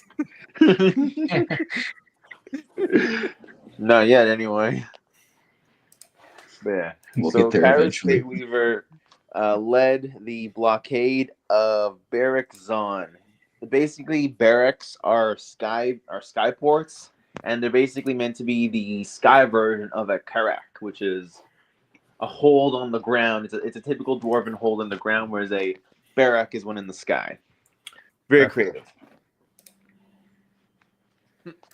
And if I remember correctly, Barrack Zon is like the wealthiest of all of the skyports, because all the skyports make their own income. They all keep track of it independently, because again, they're all capitalists. Victorian capitalists. America, fuck yeah. Yeah, and it was basically the one that was being circled by all the chaos demons, including with Kairos himself, literally like having an entire swarm of chaos demons circling the skyport. Like it was that big. Like you could not see the skyport because there were just so many demons surrounding it. On top of that, you had a bunch of chaos followers and worshippers literally gathering under it, like on the island under the skyport located. They all just kind of culminate under it, and almost like sharks or like predators, they were all just kind of waiting for the skyport to come crashing down to pick its bones clean. Now, that did not happen. Do you know why? Why is that? Why did it not happen? Toasty, go back to the top hat dwarf. Yeah, him! The Monopoly guy. The monocle guy! Is that a crab with a top hat and a monocle? I'm That's sick of this. Brock Let's go, Master Gurnerson. Chief. He passed Listen. go and he collected $200 is what happened. You must be the Monopoly guy. So, Brock Grinson, he is a Kharadron Overlord above my heart because Look at you. while Barrack Zon was being besieged, all of the skyports actually rallied to its aid. Like every single one came to its aid, sending some degree of Skyfleet to its aid. But the problem, that dwarf looks like he would. Oh my goodness. So while the Skyfleets were gathering, trying to free Barrack Zon, it would be Brock Grunson who would actually rally all the forces, and in probably the most Chad Baller move, basically rammed the Chaos Fleet. Like it wasn't like, yes, pepper them from a distance. No, it was like, hey, ramming speed. Hell yeah. I like the way this guy thinks. Because the kid, like Zeichin demons were firing magic. Kairos Fey Reaver himself was firing spells because they didn't think anyone would be stupid enough to have all their ships basically cavalry charge into a blockade of demons. Now, see, this guy knew. He was like, look, man, this is Zinch. This guy can't fist fight us. This guy can't fist fight. Because he's a nerd. Grab his obelisk and twist it. Like house. It was literally a mass ramming action. It was literally every ship ram the blockade of demons, and I will hit Kairos. Like that's what it was. It was, hey, everyone hit a demon. I'm getting the fucking big bird. Big Burb. And in case you're wondering about his wonderful suit of armor, he bought that suit of armor after achieving victory in this campaign. Because the massive amount of wealth that he earned and his legacy was so massive that he bought himself in a whole new suit of power armor. Because these dwarves, that's not just armor. That is literal power armor. It enhances their strength and durability significantly. So basically, they're getting what the Norsey got since fantasy. Yeah. Oh my god. But yes, so Brock Brunson is a badass. And the Monopoly guy who owns McDonald's. Or Burger King, sorry. Wrong franchise. Not a paid advertisement. It's not a paid I advertisement. get a visit from Burger King. Hashtag All right. on. Burger King. We can cover the structure. Could really go for a Whopper right now. Whopper, Whopper, Whopper, Whopper. I don't know. I could about go for 2.5 Big Macs, maybe. That'll set me good for this month. All my worth in my heart is for you. 2.5 Big Macs. You're worth nothing. Yummy. I love Big Macs. But yes. Chaos. We could probably Roasting. cover everything else later for the Kharadron Overlords.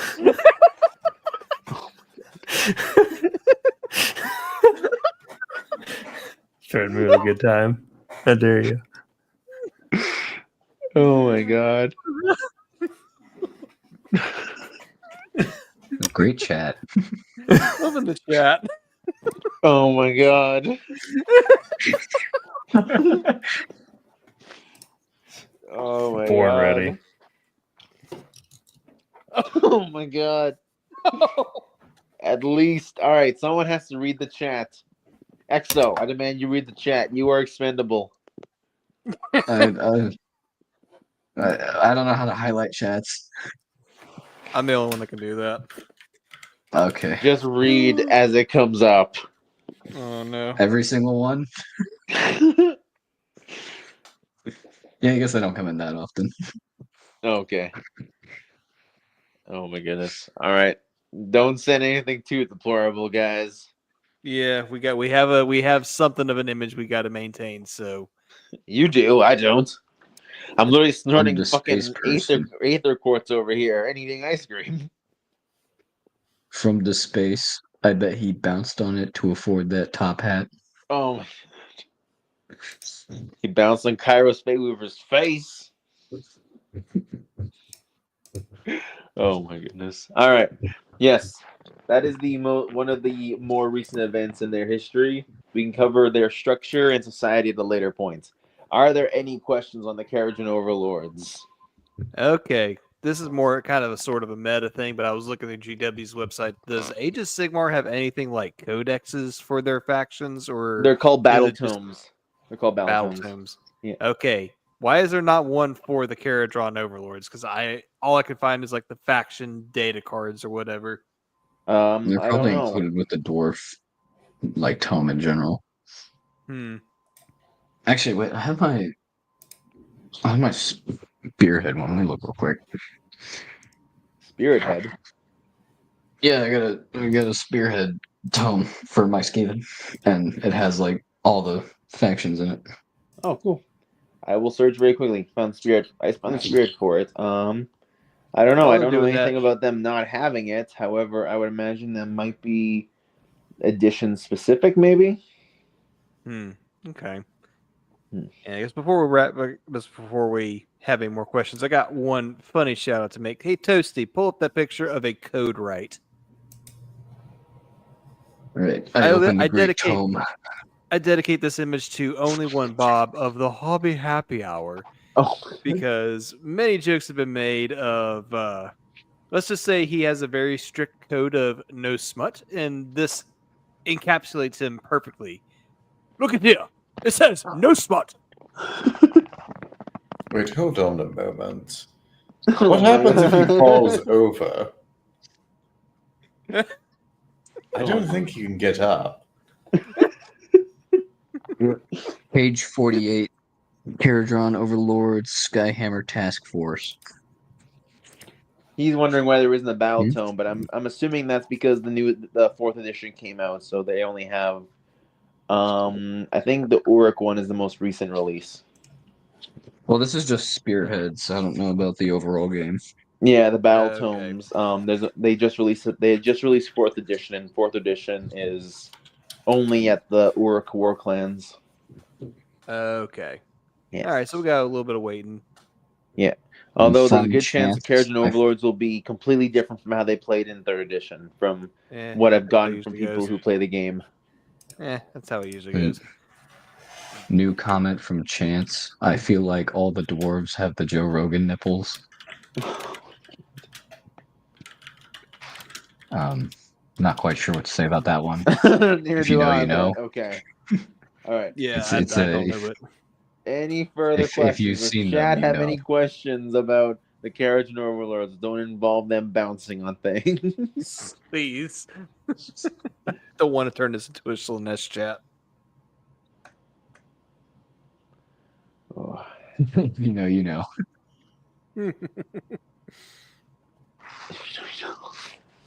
All right.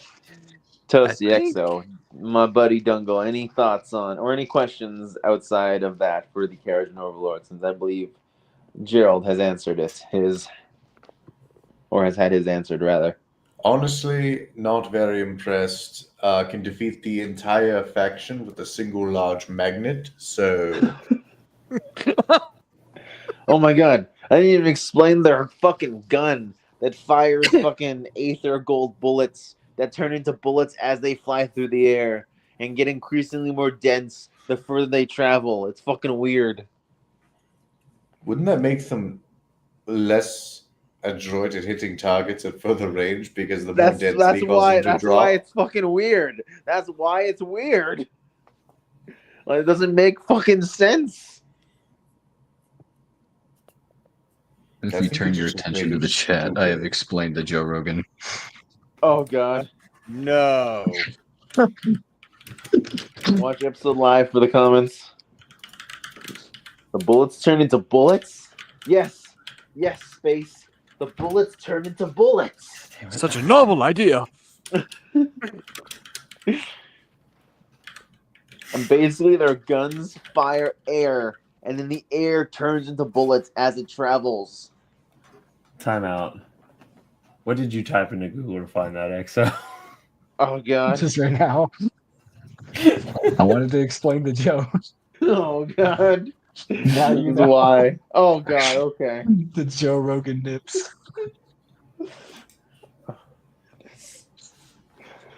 That face is haunting. All right.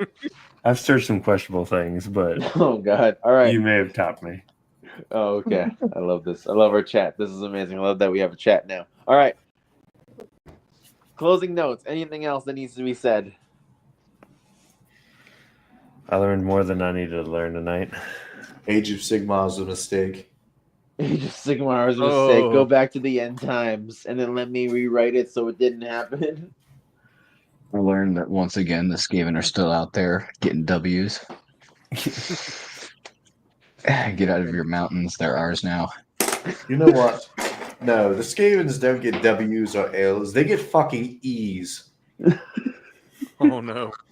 It's a fucking Yeah, N? for GG Easies. GG Easies. You get ED. Yeah. GG Easy. Oh, man. That's what we say when we whoop your ass.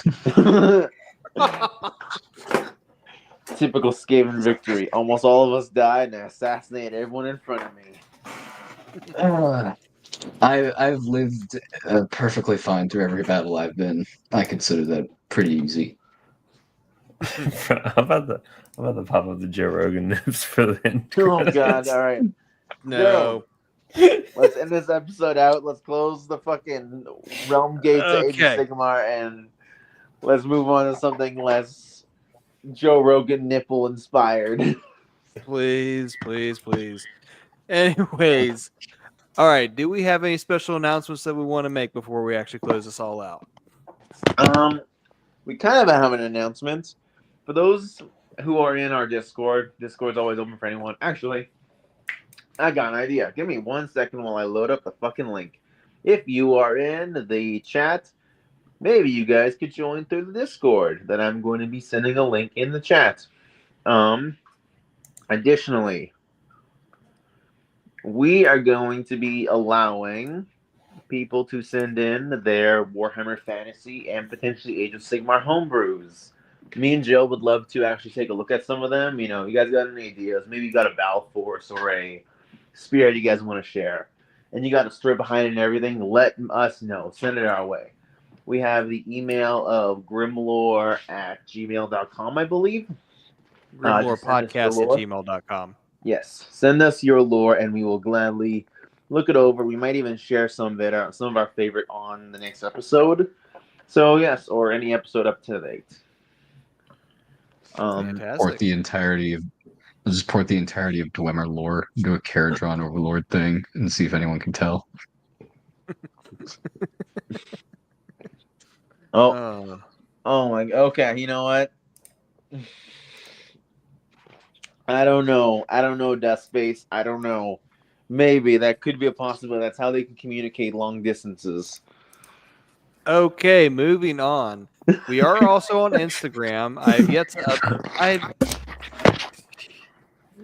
We are also on Instagram, GrimLore Podcast. There's some updates that need to be made to it. But if you like what you're listening to, feel free to come join us, come support us on Patreon. For as little as $1 per month, it gets you early access, or sometimes early access, but not really. Basically, you get a chance to guest on the show as long as you are a patron. So there you go. There's your perk. If you want You more could perks, join us. You could join us and be part of these mindless ramblings and minor jokes at Exo's expense. pretty much. Hey, listen. The bigger part of All the the- all Discord the- than you'd think. All the jokes made about me are actually made about my body double. So, yeah, if you want other fun perks, come check out the Patreon. It's a lot of good stuff. Good community we're trying to grow here.